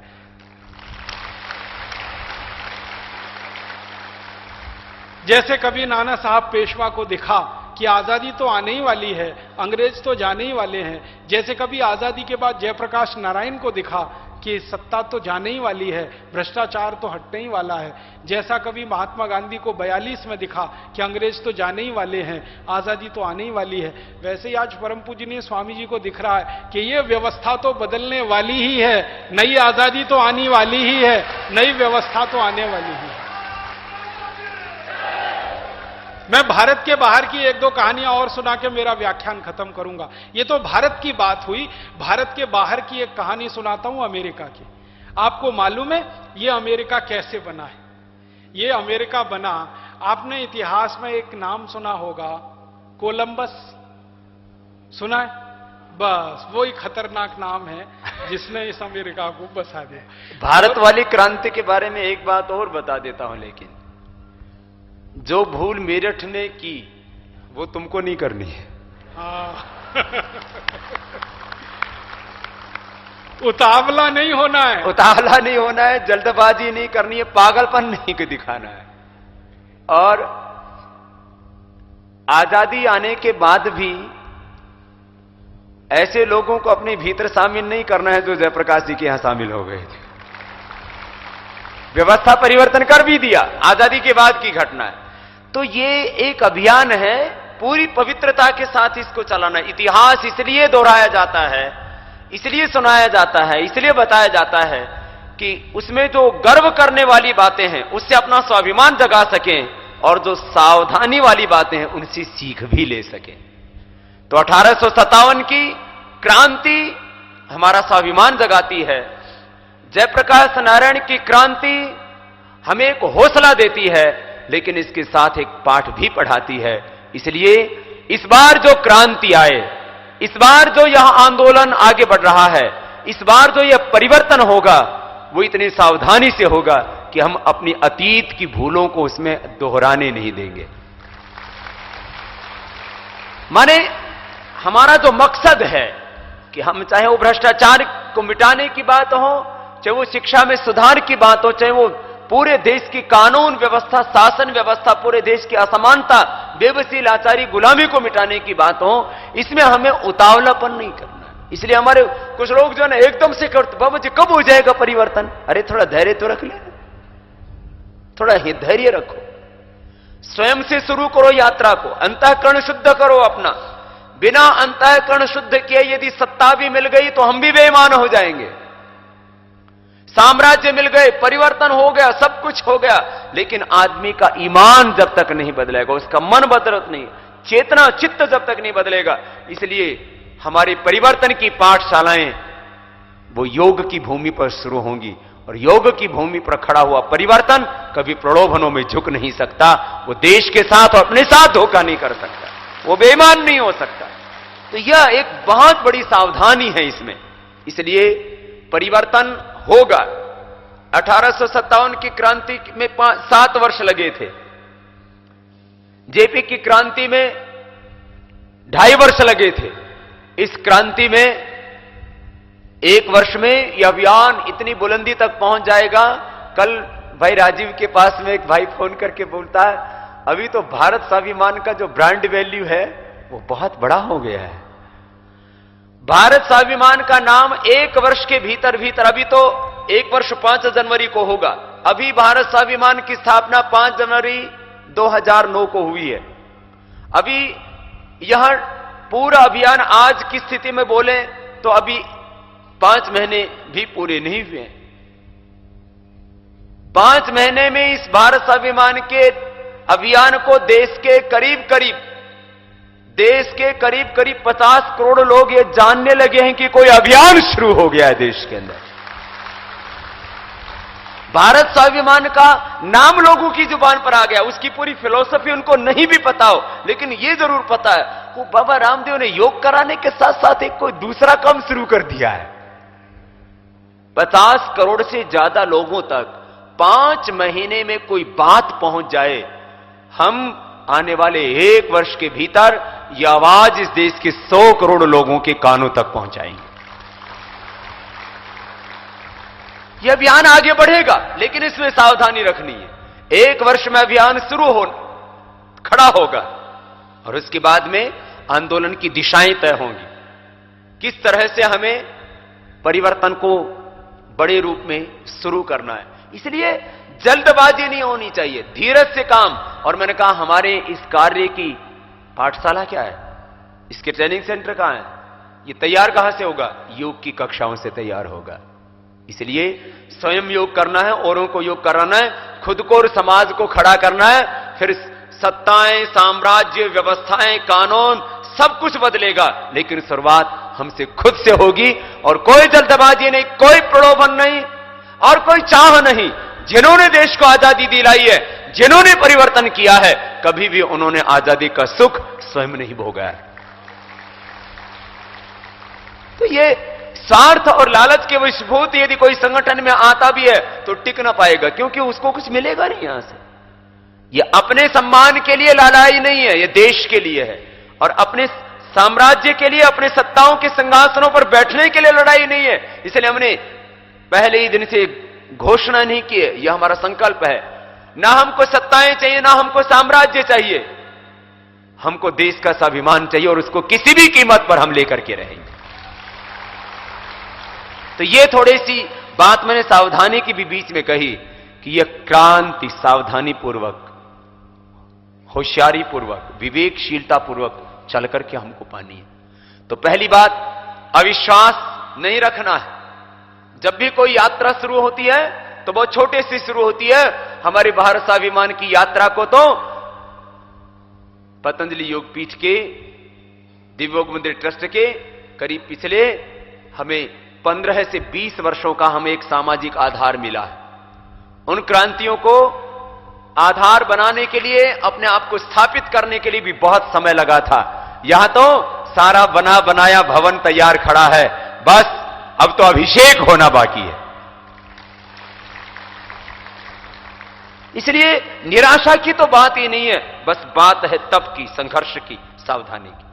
इसलिए इस यात्रा, ये बात इसलिए एक प्रसंग कहा गया कि परिवर्तन असंभव नहीं है। ये ऐसा नहीं कि कोई सपना या कल्पना नहीं है, यह हकीकत है। और ऐसी ही हकीकतें पूरे विश्व में ऐसे इतिहास दोहराए गए, और उन्हीं इतिहासों में से एक बहुत बड़ा इतिहास भारत के बाद जो अमेरिका में घटा और दूसरे देशों में घटा, कुछ उन्हीं तथ्यों के ऊपर भाई राजीव जी आगे प्रकाश डाल रहे हैं। और मुझे लगता है जिस तरह से भाई राजीव जी भारत स्वाभिमान में जी रहे हैं, ऐसे ही करोड़ों लोग अब इस देश में खड़े होंगे, और यह अलख अब गांव गांव जाकर के हमें जगानी है, घर घर जाकर के हमें जगानी है। मैं सब आपके लिए एक वाक्य कहना चाहता हूं जिसको हमेशा आप अपने दिल दिमाग में रखिए। हर हकीकत पहले एक सपना होता है, और हर सपना समय के बाद हकीकत में बदल जाता है। आज हम सपना देख रहे हैं भारत की नई आजादी का, नई व्यवस्था का। 4-5 साल के बाद कौन जाने ये हकीकत में बदलेगा। आज वो सपना है, कल वो हकीकत होगा। दुनिया में हर सपना संकल्प के साथ हकीकत में बदल जाता है। तो अगर हम संकल्प के साथ लगे रहे तो हमारा भी सपना आने वाले समय में हकीकत में बदल जाएगा। ये हर दुनिया के लिए वाक्य है। मैं एक अमेरिका की छोटी सी कहानी सुनाऊं तो आपको और उत्साह आएगा। अमेरिका गुलाम हुआ अंग्रेजों का, और अंग्रेजों ने अमेरिका को कैसे गुलाम बनाया। 1492 में कोलंबस नाम का एक स्पेनिश आदमी अमेरिका पहुंचा। कोलंबस जो था वो स्पेन का माफिया था, डॉन था। जैसे वास्को डी गामा था, भारत आया 1498 में, वो पुर्तगाल का डॉन और माफिया था, वैसे कोलंबस स्पेन का डॉन और माफिया था। 14वीं शताब्दी में, 13वीं 14वीं शताब्दी में पूरे यूरोप में दो देश बहुत ताकतवर थे, एक स्पेन, दूसरा पुर्तगाल। ये जो इंग्लैंड ताकतवर बना है, ये तो भारत को लूट कर बना है। 13वीं 14वीं शताब्दी तक तो इंग्लैंड की कोई हैसियत और औकात नहीं थी। 13वीं 14वीं शताब्दी में तो इंग्लैंड इतना गरीब देश था कि 100 वर्ष में इंग्लैंड के 3.5 करोड़ लोग भूख से मर गए थे, जो उनकी जनसंख्या का आधा थे। कुल जनसंख्या थी लगभग 6.5 पौने 7 करोड़ की, उसमें 3.5 करोड़ लोग भूख से मर गए थे। लेकिन ये भी देखो कि वो इतना भूखा देश, इतना कंगालों का देश, इतना गरीबों का देश, और बाद में जाकर के वो लुटेरों का देश बन गया, और उसने पूरी दुनिया पर साम्राज्य का काम किया। इसलिए वो देश वाले जो गरीबी में, भूख में, अभाव में मर रहे थे और लुटेरे बन गए थे, वो जब पूरी दुनिया पर साम्राज्य कर सकते हैं, तो हमारे पास तो बहुत कुछ है करने के लिए। इसलिए दोनों चीजों को हमें देखना चाहिए कि आज हम कहते कि हम कुछ नहीं कर सकते, देश तो ऐसे ही चलेगा। ये आज 100 में से 99 आदमी की, जैसे भाई राजीव जी बार बार कह रहे थे कि जब 1857 की क्रांति हुई, तब जब 15 अगस्त 1947 को अंग्रेज भारत छोड़ करके गए, ये जब 1942 में भारत छोड़ो आंदोलन शुरू हुआ, तब हर समय लोग एक ही बात कहते थे कि देश आजाद नहीं हो सकता। आज हमने यही अपना आज का विषय रखा है कि ये सब बातें नकारात्मक बातें हैं। और बहुत अच्छी बात कही भाई राजीव ने कि हर हकीकत एक सुहाना सपना और एक कोरी कल्पना जैसा लगता है। हर हकीकत एक सपना जैसी लगती है, लेकिन वही हकीकत जब सच हो, वही सपना जब सच होता है तब हकीकत बन जाता है। तो आपको ये विचार देने के लिए, ये भाव देने के लिए कि लोगों ने किस किस तरह से क्रांतियां की हैं, और वो क्रांति, अभी जो हमारी ये क्रांति है, ये तो क्रांति उन क्रांतियों का 10वां हिस्सा होगी। हमें तो इस क्रांति के बाद में भारत को विश्व की महाशक्ति बनाना, वो हमारे लिए बड़ी चुनौती है। या अपने वाले इन पापियों को परास्त करना, यह हमारे लिए बड़ी चुनौती नहीं है। मैं अमेरिका की कहानी सुना रहा हूं। कोलंबस नाम का एक लुटेरा डॉन माफिया 1492 में अमेरिका पहुंच गया, और अमेरिका पहुंचने के बाद उसने देखा कि अमेरिकी सभ्यता के जो लोग हैं उनके पास धन दौलत बहुत है। अमेरिका की जो मूल सभ्यता है ना, उसका नाम है माया सभ्यता, माया सिविलाइजेशन। तो मूल सभ्यता उनकी, उनके पास भरपूर धन संपत्ति, सोना चांदी, हीरे जवाहरात, ऐश्वर्य ऐश्वर्य, वैभव वैभव भरपूर। कोलंबस की आंखें चमक गई, चौंधिया गई। उसको लगा कि ऐसे देश में मैं आ गया। उसने कभी सुना नहीं था अमेरिका के बारे में, और उसने अमेरिका की कल्पना भी नहीं की थी। वो तो लिखता है अपनी डायरी में कि वो गलती से भटकते हुए अमेरिका पहुंच गया, गया नहीं था अमेरिका का लक्ष्य करके, पहुंच गया, जहाज लग गया उसका अमेरिका के किनारे। वहां पहुंचने के बाद जब उसने धन दौलत देखी, वैभव ऐश्वर्य देखा, तो उसने अपने कुछ साथियों को वापस स्पेन भेजा, क्योंकि उस जमाने में टेलीफोन तो होता नहीं था, वायरलेस तो होता नहीं था। तो उसके कुछ साथियों को स्पेन भेजा और कहा कि बड़ी फौज भेजो, यहां बहुत धन है, बहुत संपत्ति है। तो उसके सहयोगी वापस स्पेन आए, फिर स्पेन से फौजें गईं और उसने लूट मार शुरू की अमेरिका में। अमेरिका में जो मूल रूप से लोग रहते थे ना, उनको दुर्भाग्य से एक गलत नाम दिया गया, रेड इंडियंस। रेड इंडियंस उनको क्यों कहते थे? उनकी त्वचा का रंग तांबे जैसा होता है, तांबा होता है ना, तांबा, हम कहते हैं ना तांबाई रंग है, कॉपर कलर है। तो अमेरिका के मूल निवासियों के शरीर की त्वचा का रंग ऐसा होता था जैसे तांबा होता है, तो उसको रेड इंडियंस कह दिया गया। इंडियंस उनको इसलिए कहा गया कि उनके नाक नक्श सब हमारे जैसे, उनका पूरे शरीर का डील डॉल भारत के जैसा। भारत की जो नाक है ना, एक विशेष किस्म की है, ऐसी नाक चीन में नहीं है। कहते ना वो वैसे भी भारत की तलाश में निकला था, हाँ। वो वहां रुक गया, उन्होंने सोचा यही इंडियन है, यही इंडियन। रेड रेड दिखे तो रेड इंडियन हो गए। निकला था भारत की खोज में, बीच में कहीं और पाला पड़ गया। तो वहां धन दौलत बहुत थी, ऐश्वर्य बहुत था, संपत्ति बहुत थी, समृद्धि बहुत थी, और माया सभ्यता के बारे में कहा जाता है कि वो इतनी ही अमीर और समृद्ध थी जैसे हमारे सिंधु घाटी की सभ्यता। और वैसे भी आप भी, अभी भी मैं खुद अमेरिका के लगभग काफी स्टेट घूमा हूं, वहां प्राकृतिक संपदा इतनी ज्यादा है, हाँ। वन इतने ज्यादा है, धन इतना ज्यादा है, पेट्रोल इतना ज्यादा है, सदियों तक पूरी दुनिया को अमेरिका पेट्रोल दे सकता है, लेकिन वो निकाल नहीं रहा है, रिजर्व रखा हुआ है अपना भंडार। हीरे इतने ज्यादा है, आज भी दुनिया का बहुत समृद्ध देश अमेरिका। तो उस समय वो कितना समृद्ध रहा होगा, कितनी सदियों तक अंग्रेजों ने लूटा हुआ, आगे भाई बता रहे हैं। तो जब अपनी बहुत समृद्धि संपत्ति देखी तो फौज बुलाई इसने, कोलंबस ने, और इस फौज ने लूटना शुरू किया।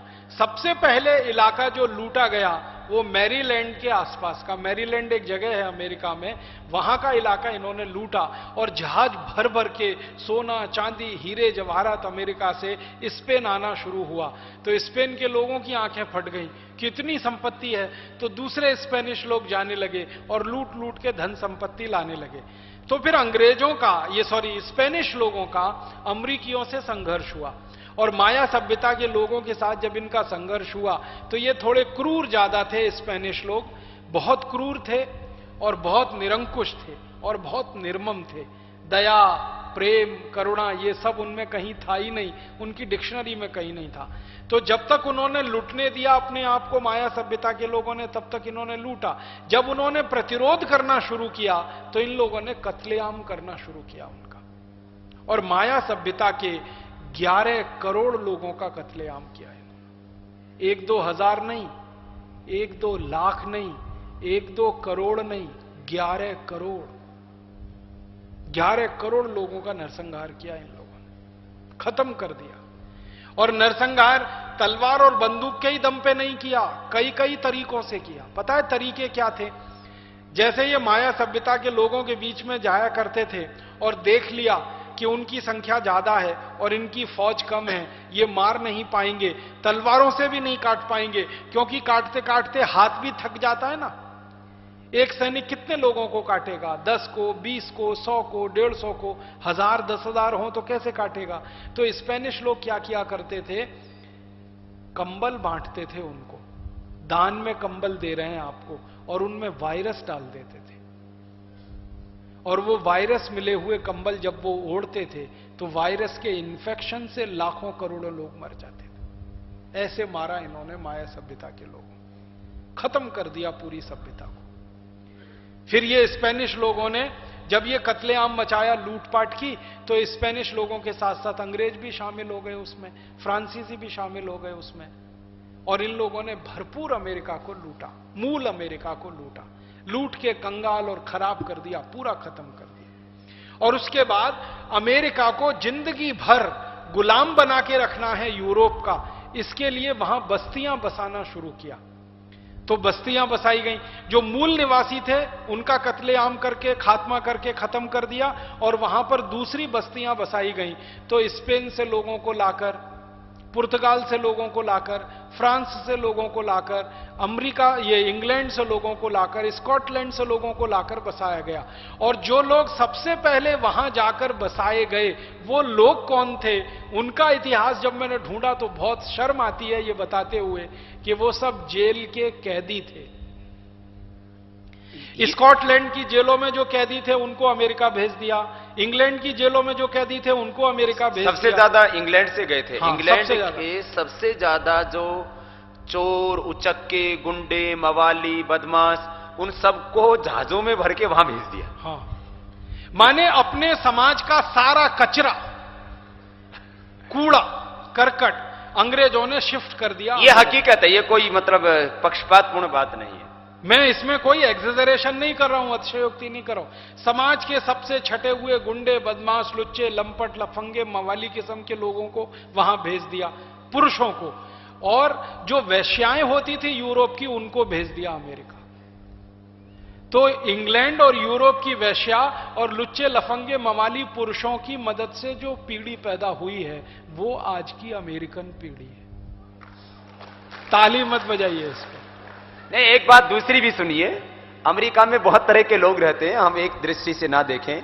अमेरिका में आज जो अमेरिका है पूरी दुनिया के अच्छे लोग भी, सभ्य लोग भी अमेरिका में रहते हैं। आज अमेरिका अपने आप में कोई देश नहीं है। मैं आपको एक जानकारी देना चाहता हूं क्योंकि मैं वहां महीनों रहा हूं और सबको देखा है मैंने करीब से। मैं अमेरिका को सबसे ज्यादा गाली देने वाला आदमी था, लेकिन मैंने जब वहां लोगों को देखा, आज अमेरिका की हालत बहुत अलग है।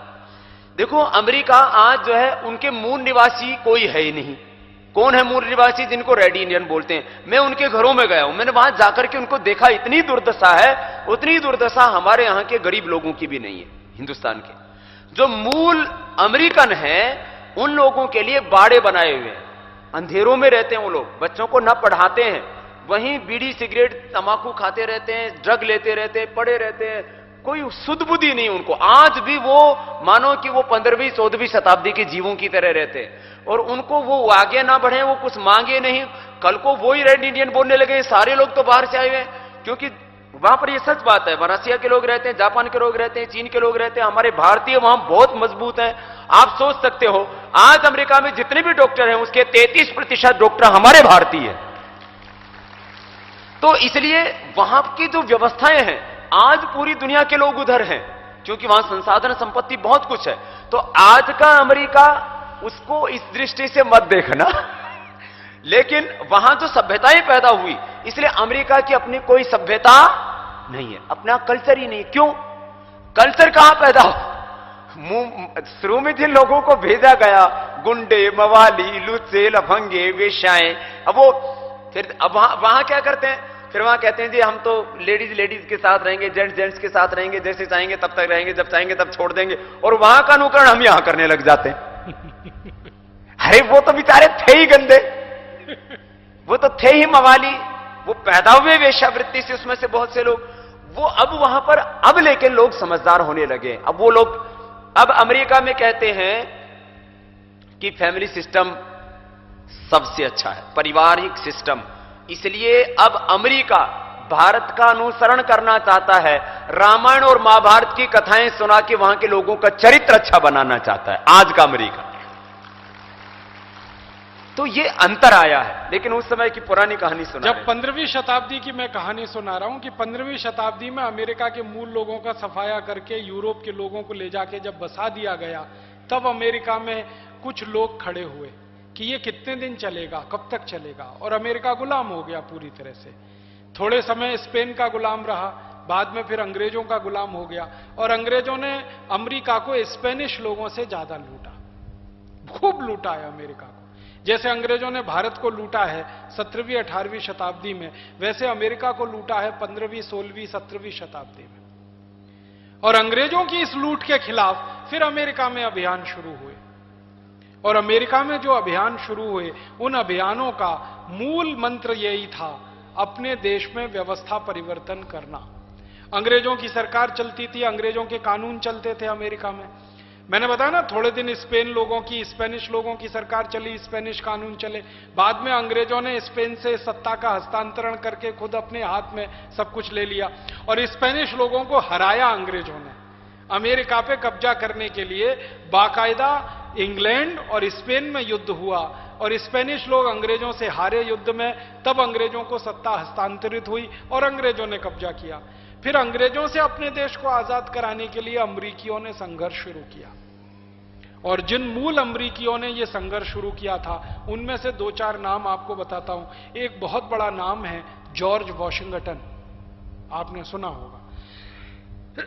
अमेरिका की आजादी के लिए संघर्ष शुरू करने वाले लोगों में से उनका नाम बहुत आदर और श्रद्धा से लिया जाता है। ऐसी एक बहुत बड़ा नाम है अमेरिका में, अब्राहम लिंकन। अमेरिका की आजादी के लिए संघर्ष करने वालों में उनका नाम बड़े आदर और श्रद्धा से लिया जाता है। जैसे हम बहुत आदर और श्रद्धा से नाना साहब पेशवा का नाम लेते हैं, वैसे ही अमरीकी लोग बहुत आदर और श्रद्धा से जॉर्ज वॉशिंगटन का नाम लेते हैं, अब्राहम लिंकन का नाम लेते हैं। तो ये जॉर्ज वॉशिंगटन, अब्राहम लिंकन जैसे लोगों ने नेतृत्व दिया, और ये जॉर्ज वॉशिंगटन जैसे कोई एक दो नेता ही थे अमेरिका में जो देखते थे कि हमारी आजादी आएगी, अंग्रेजों से हम आजाद होंगे और एक दिन ये देश अपने पैरों पे खड़ा होगा, स्वावलंबी होगा, परावलंबन खत्म होगा। अमेरिका में भी यही हालत थी जो भारत में हालत थी। अमेरिका में आजादी आएगी, परिवर्तन होगा, वो एक दो लोगों की ही दृष्टि में था, जॉर्ज वॉशिंगटन जैसे लोगों की दृष्टि में। लेकिन उन्होंने हिम्मत से और उत्साह से काम किया, संगठन खड़ा किया, पूरे अमेरिका में उनका संगठन खड़ा हुआ और उस संगठन ने अंग्रेजों के खिलाफ ऐसे ही बगावत की, ऐसे ही युद्ध किया जैसे भारतवासियों ने अंग्रेजों के खिलाफ युद्ध किया। उस युद्ध में अमेरिका के लोगों की विजय हुई और अंग्रेज परास्त हुए और 4 जुलाई 1779 को अमेरिका आजाद हो गया और आजाद होकर अमेरिका में परिवर्तन आ गया। माने आप कल्पना कर सकते हैं 1770 तक, 1760 तक, 1750 तक पूरे अमेरिका में करोड़ों लोगों की आबादी में किसी को कल्पना नहीं थी, किसी को यह उम्मीद नहीं थी, किसी की अपेक्षा भी नहीं थी कि हम आजाद हो जाएंगे। और 1789 में अमेरिका आजाद हो गया। 2-4 लोगों ने सपना देखा, उस सपने को क्रियान्वित माने हकीकत में बदलने के लिए संगठन खड़ा किया। पहले विचार होता है, विचार के आधार पर हम सपना देखते हैं, सपने को पूरा करने के लिए संगठन खड़ा करते हैं और संगठन के लोगों की क्रियाशीलता और उनकी गतिविधि वो अंजाम तक पहुंचाती है, सपने को हकीकत बना देती है। तो अमेरिका में भी वही हुआ, लोगों का सपना हकीकत में बदला। पहले तो जॉर्ज वॉशिंगटन ने अपना सपना लोगों का सपना बनाया कि हम आजाद हो सकते हैं, हम स्वतंत्र हो सकते हैं, हमारी अपनी व्यवस्था हो सकती है, अंग्रेजों की ये लूटखोरी बंद हो सकती है। तो लोगों ने विश्वास किया, भरोसा किया, संगठन बना, खड़ा हुआ और क्रांति इतनी जबरदस्त हुई, अमेरिका में लाखों लोग मारे गए हैं। अमेरिका के स्वतंत्रता संग्राम में भी लाखों लोगों की शहादत हुई है, लेकिन उन्होंने आजादी हासिल की और आजादी हासिल करके उन्होंने अपना एक रास्ता बनाया, उस रास्ते पर चलना शुरू किया। सौभाग्य से अमेरिका की क्रांति को यह मौका मिला कि उनकी क्रांति का जो नायक था, जो हीरो था, वो अमेरिका में आजादी के बाद का पहला राष्ट्रपति बना, जॉर्ज वॉशिंगटन। ये उनको बहुत लाभ हुआ। अन्यथा हमारी भारत में जितनी भी क्रांतियां हुई हैं, क्रांति के नायकों को आजादी के बाद कभी भी कोई व्यवस्था संभालने का मौका नहीं मिला। थोड़ा सा दक्षिण अफ्रीका में भी, साउथ अफ्रीका जिसको बोलते हैं अभी, नेल्सन मंडेला जी, उनको भी, आप अफ्रीका तो अभी आजाद हुआ कितने दिन पहले, 1986। ये अभी की घटना है। हम लोग सोच रहे हैं कि ये दुनिया में कोई परिवर्तन ही नहीं होती। 1986 में अभी परिवर्तन हुआ है। और वहां के अभी के जो वर्तमान जो वहां के राष्ट्रपति हैं, उन्होंने, हम जब साउथ अफ्रीका गए थे तब वो आशीर्वाद लेने के लिए आए थे और जो है ईश्वर की कृपा से उनको आशीर्वाद भी फलीभूत हो गया। उन्होंने अब वहां संसद में योग सिखाने के लिए हम आमंत्रित किया है अभी साउथ अफ्रीका में। अमेरिका आजाद हुआ, आप सोचो 1492 से अमेरिका गुलाम हुआ। आप ऐसा मान सकते हो 1500 करीब हिसाब लगाओ तो 100 साल, 1500 से 1600, 1600 से 1700 और 1700 से 1789, माने 325 साल अमेरिका गुलाम रहा अंग्रेजों का और उसके बाद आजाद हो गया। माने सपना देखा किसी ने, संगठन बनाया किसी ने, ताकत खड़ी की किसी ने, परिवर्तन किया किसी ने और उनको भी आजादी आई 325 साल में। अफ्रीका की कहानी और भी दर्दनाक है। अफ्रीका तो 450 साल में आजाद हुआ अंग्रेजों की गुलामी से। और एक चीज मैं इसके बीच में जोड़ना चाहता हूं, देखो हम लोग आज, अंग्रेज हमारे यहां से चले गए, लेकिन सारी चीजें अंग्रेजों के आज हम फॉलो करते हैं। सड़क पर किधर चलते हैं हम लोग, बोलो? लेफ्ट में। स्विच किधर होते हैं हमारे, जब जलाते हैं स्विच को, किसी चीज को, स्विच को ऑन करना हो तो स्विच किधर रहता है? नीचे की तरफ ऑन करते हैं या ऊपर की तरफ? नीचे की। क्यों करते हैं? क्योंकि अंग्रेज करते थे। सड़क में दाईं तरफ क्यों चलते हैं? क्योंकि अंग्रेज चलते थे। गाड़ी में दाईं तरफ ही ड्राइविंग सीट क्यों होती है? क्योंकि अंग्रेज उधर बैठते थे। सारी चीजें, कानून, न्याय व्यवस्था, प्रशासन, सारी अंग्रेजों की। मैं अमेरिका के लोगों की बहादुरी के लिए और उनके शौर्य के लिए अंधानुकरण उन्होंने नहीं किया। आज अमेरिका ही ऐसा देश है जो अंग्रेजों की बनाई हुई एक भी व्यवस्था को नहीं मानता है। उसने सारी व्यवस्थाएं अपनी खुद खड़ी की। आप देखिए, जो भी लोग आप में से अमेरिका गए होंगे, अमेरिकन लोग किधर चलते हैं सड़क पर? राइट में। राइट।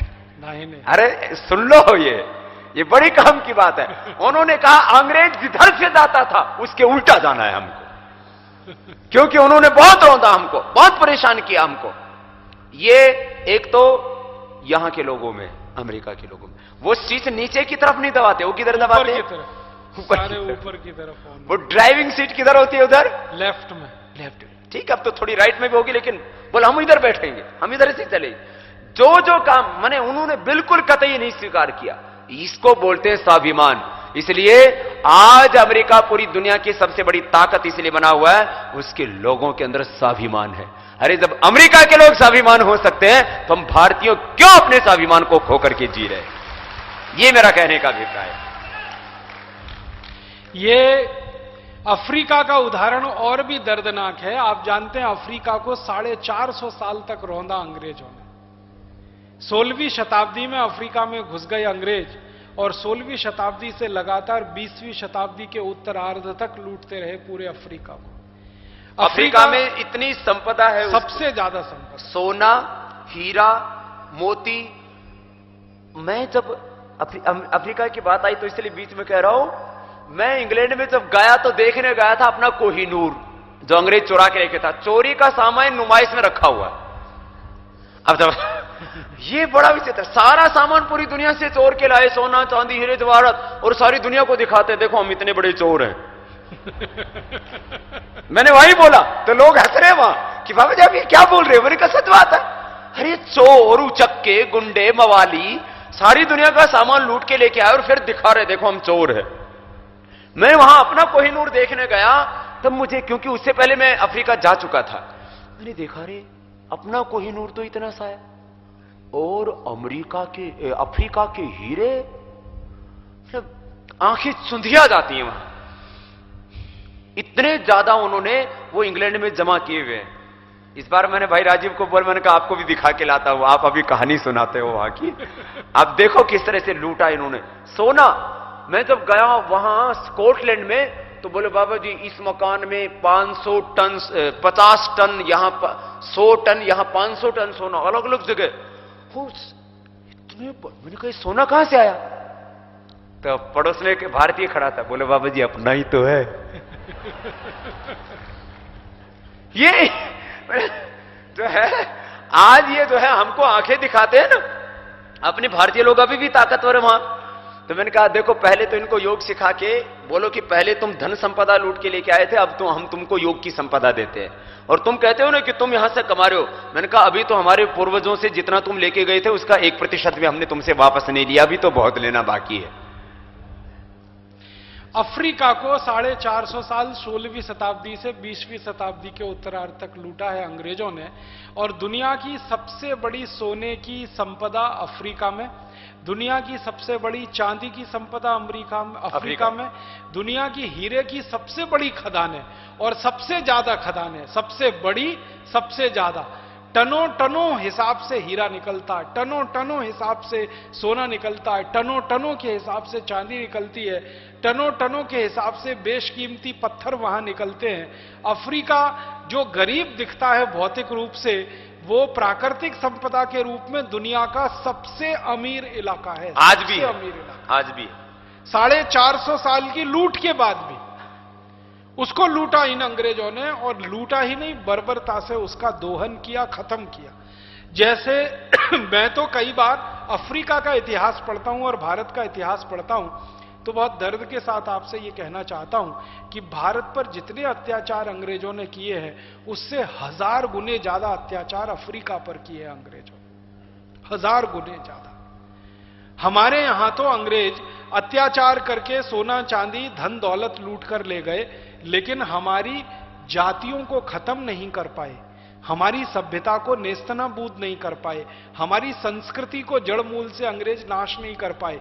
कोशिश उन्होंने बहुत की, भारतीय संस्कृति, भारतीय सभ्यता और भारतीय जाति समूह को जड़ मूल से नाश कर देने की अंग्रेज वो नहीं कर पाए, लेकिन अफ्रीका में तो उन्होंने जाति समूहों को जड़ मूल से नाश कर दिया, अफ्रीकी सभ्यता का जड़ मूल से नाश कर दिया, अफ्रीकी संस्कृति का जड़ मूल से नाश कर दिया।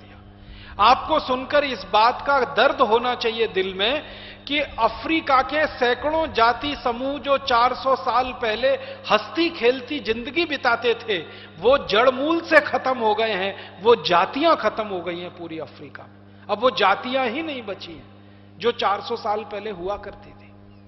और अफ्रीकी संस्कृति और सभ्यता जो 400 साल पहले हंसती खेलती दुनिया को आदर्श और दीपक दिखाने वाली थी, वो आज सभ्यता के नाम पे नामो निशान मिट गया है उनका। जो भी कुछ है इस समय अफ्रीका में, वो सब अंग्रेजों का और अंग्रेजियत का दिया हुआ है। उनकी अपने खान पान, उनके अपने रहन सहन, उनकी अपनी वेशभूषा, उनकी अपनी संस्कृति की भाषाएं। आपको मालूम है सबसे ज्यादा लोक भाषाएं दुनिया के किसी एक महाद्वीप में रही हैं तो अफ्रीका में रही हैं, सबसे ज्यादा भाषाएं। हिंदुस्तान के बारे में आप कल्पना करते हैं, हिंदुस्तान तो कोई महाद्वीप नहीं है, लेकिन एक महाद्वीप का छोटा सा खंड है, तो भारत में 18-20 भाषाएं हैं और 1632 बोलियां हैं, 1632 बोलियां हैं। अफ्रीका महाद्वीप दुनिया का ऐसा महाद्वीप रहा है जहां 3000 से ज्यादा बोलियां रही हैं और 24-25 से ज्यादा भाषाएं रही हैं वहां पर। इतना समृद्धशाली रहा है भाषा के स्तर पर, बोलियों के स्तर पर, भूषा के स्तर पर। खान पान भोजन की 400 साल पहले की उनकी परंपराओं को देखेंगे और जानेंगे तो आंखों दांतों से उंगली दबानी पड़ती है, इतने हैरान करने वाले आंकड़े और दस्तावेज मिलते हैं अफ्रीका के। खान पान की इतनी विविधता उस देश में, हर एक इलाके में खान पीन के इतने सामान मिल जाएं कि कोई आदमी जन्म से पैदा हो और मृत्यु के दिन तक हर दिन एक नया व्यंजन खाने की इच्छा व्यक्त करे, तो अफ्रीका में मौजूद रहा है 400 साल पहले तक। और उनकी चिकित्सा पद्धति तो दुनिया में अद्भुत रही है। जैसे हमारी एक चिकित्सा पद्धति रही आयुर्वेद, जिसने सारी दुनिया को एक दिशा दी है, वैसे ही अफ्रीका की अद्भुत चिकित्सा पद्धति रही है, कुछ इसी तरह की जैसे आयुर्वेद रहा है, और अद्भुत चिकित्सा पद्धति रही है। शिक्षा की उनकी अपनी पद्धति रही है। टेक्नोलॉजी में वो बहुत आगे रहे हैं 400 साल पहले। विज्ञान में बहुत सारी खोजें उनके यहां से हुई हैं। बहुत सारी बातों में वो हमसे मिलते जुलते हैं। काफी चीजें उनकी हिंदुस्तान से मिलती जुलती हैं। और अफ्रीका और हिंदुस्तान का अध्ययन किया जाए तो अफ्रीका की रिचनेस का सबसे बड़ा कारण है, 400 साल पहले के दस्तावेज देखने के बाद, भारत से उनका संबंध। अफ्रीका के 53 देशों का भारत के साथ 3000 साल पुराना संबंध रहा है। 53 देशों का। एक देश है उसमें से साउथ अफ्रीका, पूरा अफ्रीका साउथ अफ्रीका नहीं है। पूरा अफ्रीका तो बहुत बड़ा खंड है, साउथ अफ्रीका उसका एक छोटा सा देश है। साउथ अफ्रीका है, सोमालिया है, रोडेशिया है, जिम्बाब्वे है, ऐसे वहां छोटे छोटे 53 देश हैं। उन 53 देशों का 3000 साल तक भारत के साथ सीधा संबंध रहा है, व्यापार के आधार पर, शिक्षा के आधार पर, विज्ञान और वैज्ञानिकता के आधार पर। यहां के व्यापारी अफ्रीका में 3000 साल व्यापार करते रहे। आपको सुन के हैरानी होगी, 400 साल पहले तक हिंदुस्तान का सबसे ज्यादा कपड़ा खरीदने वाला देश अफ्रीका ही था। हिंदुस्तान के सबसे ज्यादा मसाला खरीदने वाला देश अफ्रीका ही था। हिंदुस्तान की सबसे ज्यादा खाने पीने की वस्तुएं खरीदने वाला देश अफ्रीका ही था। हिंदुस्तान के वैज्ञानिकों के आने जाने का सबसे पसंदीदा स्थान अफ्रीका था। हमने कपड़ा बनाने की जो टेक्नोलॉजी है वो सबसे पहले अफ्रीका को दी, और अफ्रीका से फिर वो इंग्लैंड में पहुंची और इंग्लैंड ने उसकी फिर नकल करके अपने यहां टेक्सटाइल मिलें स्थापित की। तो भारत का अफ्रीका का 3000 साल का व्यापारिक, शैक्षणिक, आध्यात्मिक और सांस्कृतिक संबंध रहा है। उस संबंध की ताकत पर अफ्रीका उतना ही समृद्धशाली था जितना करीब भारत था। और हम अफ्रीका को जो भी माल बेचते थे, अफ्रीका उसके बदले में हमको सोना देता था। हम जो अफ्रीका को बेचते थे उसके बदले में अफ्रीका हमको चांदी देता था। हम जो अफ्रीका को बेचते थे उसके बदले में अफ्रीका हमको हीरे जवाहरात देता था। इसलिए भारत में सबसे बड़ा हीरे का भंडार इकट्ठा हुआ, इसलिए भारत में सबसे बड़ा सोने का भंडार बन गया, इसलिए भारत में सबसे बड़ा चांदी का भंडार बन गया। आप जानते हैं भौगोलिक रूप से भारत में सोना पैदा नहीं होता ज्यादा। कर्नाटक एक राज्य है और वहां भी एक छोटा सा जिला है कोलार, उस जिले में 2-3 खदानें हैं सोने की, लेकिन दुनिया का इस समय सबसे ज्यादा सोना भारत में ही है। ये अफ्रीका के साथ 3000 साल के हमारे जो संबंध रहे हैं उसका परिणाम है। हमने 3000 साल अफ्रीका को ऐसी वस्तुएं बेची जो उनके यहां नहीं होती थी, और अफ्रीका ने 3000 साल ऐसी वस्तुएं हमको दी जो हमारे यहां नहीं होती थी। बार्टर सिस्टम का व्यापार हमने अफ्रीका से किया। भारत का सबसे बड़ा व्यापारिक साझीदार अफ्रीका रहा 3000 साल। ईसा के जन्म से 1000 साल पहले से महात्मा ईसा की बात की जाती है ना, फर्स्ट एडी की बात करते हैं, उनके जन्म के 1000 साल पहले से भारत और अफ्रीका के व्यापार स्थापित हो चुके थे, और भारत के मूल व्यापारी वहां जाके व्यापार करते थे और अफ्रीका के लोग यहां आकर बहुत कुछ सीख के वापस जाया करते थे। तो भारत और अफ्रीका का सांस्कृतिक, आर्थिक, आध्यात्मिक और वैचारिक सब तरह का संबंध रहने से जब वहां की समृद्धि बहुत जबरदस्त थी तो यहां भी वो थोड़ी सी समृद्धि आई और हम भी उनके जैसे ही समृद्धशाली हुए। बाद में 16वीं शताब्दी में अंग्रेजों की नजर अफ्रीका पे पड़ गई, क्योंकि मैंने बताया ना अंग्रेज भूखमरी के शिकार थे। इतनी भूख से मौतें होती थी कि पूरा समाज परेशान था, इसलिए वो समाज ने बाहर जाना शुरू किया। देखिए, हम भारतवासी कभी भी बाहर नहीं गए क्योंकि हम भूखमरी के शिकार कभी हुए ही नहीं। जो भूख का शिकार होता है, जिसको अभाव बहुत होता है, जिसको बेबसी बहुत होती है, जिसको लाचारी बहुत होती है, वही बाहर जाता है। आप जानते हैं ना, बाहर जाने का जो सिद्धांत है वो यही है। भूख से पीड़ित जो समाज होगा, बेबसी से पीड़ित, लाचारी से पीड़ित जो समाज होगा, उसके लोग बाहर का रुख करेंगे कि चलो कहीं से कुछ कमा खा के लाएं। आज जो जा रहे हैं वो इसलिए जा रहे हैं कि यहां से ज्यादा मिलेगा। ये है सिद्धांत। तो वो यहां भी एक तरह से भूख और बेबसी के शिकार है। भारत में उनको भूख और बेबसी लगती है, अमेरिका जाके कुछ ज्यादा समृद्धि आएगी। तो हजारों साल से भारत के समाज में समृद्धि रही, संपत्ति रही, इसलिए भारत के लोग कभी बाहर नहीं गए। कहीं व्यापार करने के लिए तो गए, लूट मार करने के लिए नहीं गए, लूट खसोट के लाने के लिए नहीं गए। हम गए तो शिक्षा का प्रचार करने, संस्कृति और संस्कृत का प्रचार करने, हम गए तो व्यापार का काम करने या सभ्यता का प्रचार करने। अंग्रेज गए तो लूट मार करने, क्योंकि वही उनकी सबसे बड़ी प्राथमिकता थी। ईस्ट इंडिया कंपनी के तो पुराने दस्तावेज बताते हैं कि यह कंपनी बनी थी समुद्र के रास्ते से जो जहाज जाते थे व्यापार करने के लिए, उन जहाजों को लूटने के लिए यह कंपनी बनी थी ईस्ट इंडिया। लुटेरों की कंपनी थी।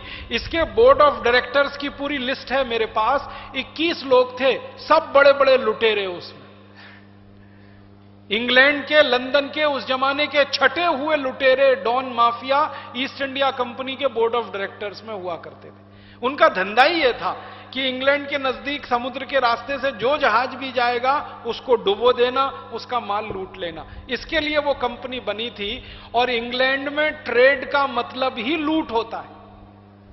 East India company trading company थी, माने लूटमार करने वाली कंपनी। वहां की डिक्शनरी में जो आप डिक्शनरी में ट्रेड का अर्थ निकालेंगे ना, 16-17 सेंचुरी की डिक्शनरी, अब नहीं तब 16वीं 17वीं शताब्दी की डिक्शनरी देखेंगे, वेबस्टर डिक्शनरी सबसे पुरानी है, उसमें TRAD, trade is equal to plundering, बिल्कुल साफ साफ लिखा है। ट्रेड के सामने लिखा है लूटमार, प्लंडरिंग माने लूटमार।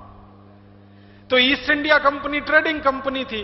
तो हमारे दिमाग में क्या कल्पना आती है ट्रेडिंग कंपनी का माने?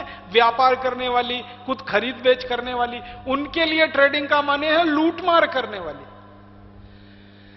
तो ये लूटमार करने वाले लोग जहां जहां गए, भारत में गए हों, अफ्रीका में गए हों, या अमेरिका में गए हों, या दुनिया के दूसरे देशों में गए हों, हर जगह उन्होंने एक ही काम किया है, लूटमार लूटमार लूटमार, और वहां की स्थानीय व्यवस्थाओं को ध्वस्त करना।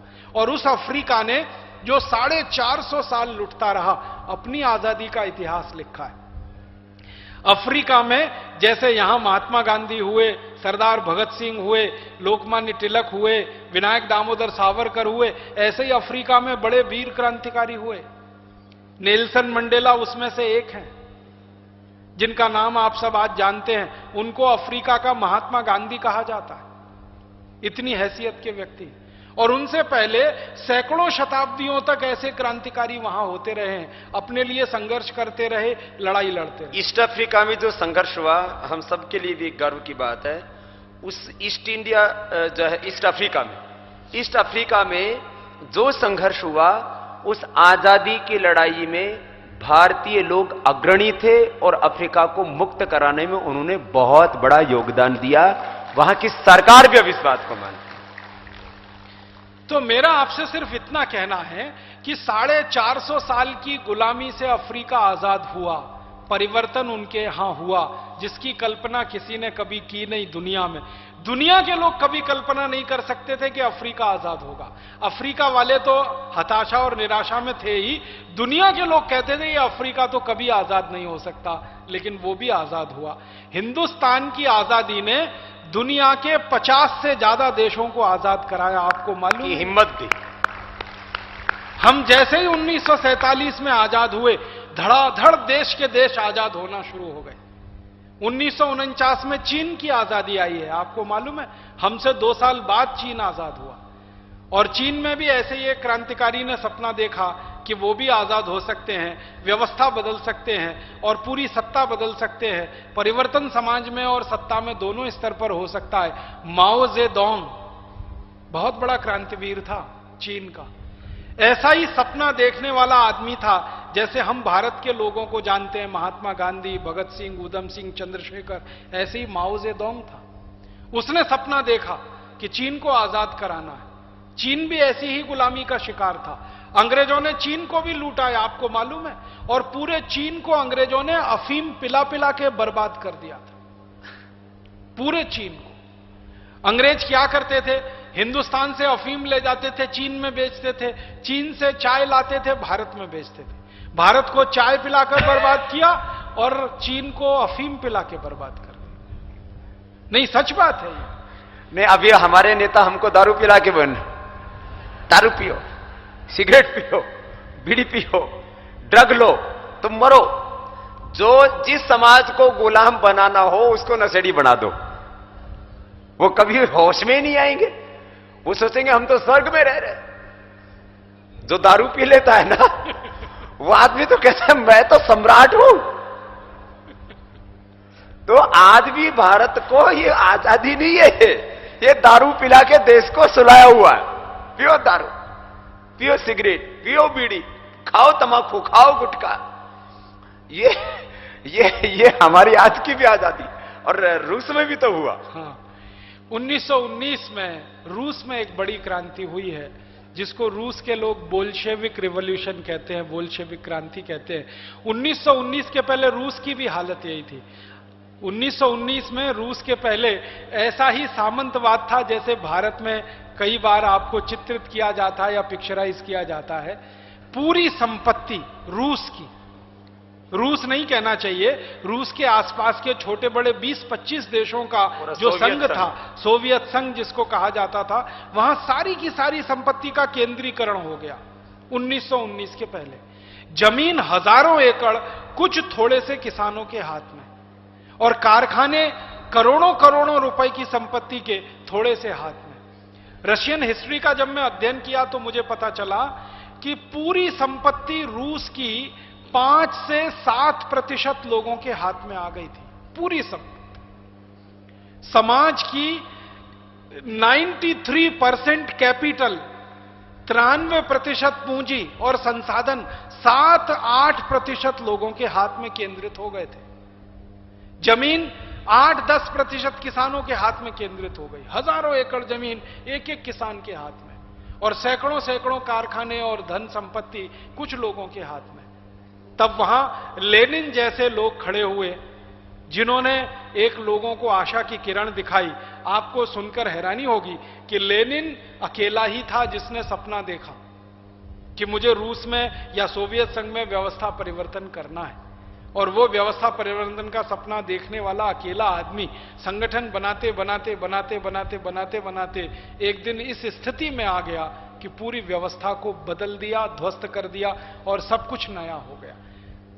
तो आज के इस पूरे व्याख्यान का जो मुख्य मूल बिंदु है जो आपके ध्यान में लाने का है वो यही है कि परिवर्तन होता है, सपना देखने वाला कोई एक होता है, फिर वो एक आदमी अपने विचार से सपना देखने वाले लोगों की जमात खड़ी करता है, अपने सपने में करोड़ों करोड़ों लोगों को सहभागी बनाता है। कोई एक आदमी सपना देखेगा कि भारत में ऐसा नहीं, ऐसा होना चाहिए, फिर उस सपने में करोड़ों लोगों को वो शामिल करेगा। जब करोड़ों लोग उसकी शक्ति हो जाते हैं तो वो सपना बहुत आसानी से हकीकत में बदल जाता है। तो एक सपना लेनिन ने देखा रूस में, एक सपना वॉशिंगटन, जॉर्ज वॉशिंगटन ने देखा अमेरिका में, एक सपना नेल्सन मंडेला ने देखा अफ्रीका में, एक सपना कभी 1947 के पहले भारत में देखा नाना साहब पेशवा, महात्मा गांधी जैसे लोगों ने, आजादी के बाद कभी देखा जेपी ने, और अब मैं मानता हूं कि वही सपना परम पूजनीय स्वामी रामदेव जी आज देख रहे हैं। और करोड़ों लोगों का सपना जिस दिन ये हो जाएगा उस दिन इस देश में पूरी व्यवस्था बदलेगी, नई आजादी आएगी, नई व्यवस्था बदलेगी। भले आज हम सैनिक हैं तो हमको दिखाई नहीं देता, लेकिन सेनापति को दिखाई देता है। तो आप अभी सेनापति की आंखों से देखिए, आप अपनी आंखों से मत देखिए, क्योंकि आपको तो दिखाई देगा नहीं, मुझे दिखाई देगा नहीं, आपको दिखाई देगा नहीं। तो अपने सेनापति को जो दिख रहा है, अपने लीडर को जो दिख रहा है, अपने आध्यात्मिक गुरु को जो दिख रहा है, वही आंखें आप बन जाइए, आपको भी वही दिखने लगेगा और आप भी कहने लगोगे बहुत जल्दी कोई बड़ा जलजला इस देश में आने वाला है, बहुत जल्दी कोई व्यवस्था परिवर्तन का काम इस देश में होने ही वाला है। बस ध्यान इतना ही रखना है कि हर देश के व्यवस्था परिवर्तन के आंदोलन में कुछ एक दो कमजोरियां रही हैं। अपने देश में भी व्यवस्था परिवर्तन के आंदोलन में एक दो कमजोरियां रही हैं। सबसे बड़ी कमजोरी रही है किसी भी देश के व्यवस्था परिवर्तन के आंदोलन में वो धीरज, धैर्य की कमी।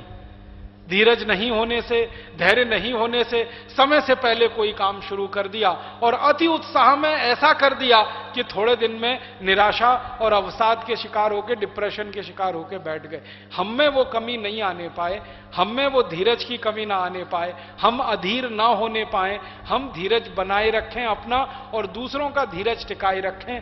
और दूसरा, जब भी व्यवस्था परिवर्तन का समय नजदीक आता है, स्वार्थी लोग सबसे आगे आ जाते हैं। ध्यान रखना ये। अभी तो वो दूर से बैठ के देख रहे हैं। वो एक हम अंग्रेजी में कहते हैं ना फेंस सीटर, दीवार पे बैठ के जुलूस को देखने वाले लोग। अभी सारे स्वार्थी लोग, पार्टियों के नेता वहीं बैठ के देख रहे हैं बाबा जी कहां तक आगे बढ़ रहे हैं, कितना आगे बढ़ रहे हैं, कितने लोग जुड़ गए हैं और कितने जुड़ने की तैयारी है। जैसे ही जलजला शुरू होगा ये सब कूद के आगे आ जाएंगे और झंडा उठा के सबसे पहले आपके आगे चलेंगे। तब आपको ध्यान रखना है कि इनको आगे नहीं आने देना है, इनको झंडा नहीं उठाने देना है। झंडा आपके हाथ में रहेगा, वो आपके पीछे चलेंगे। इतना ही मुझे आपसे कहना है। धन्यवाद।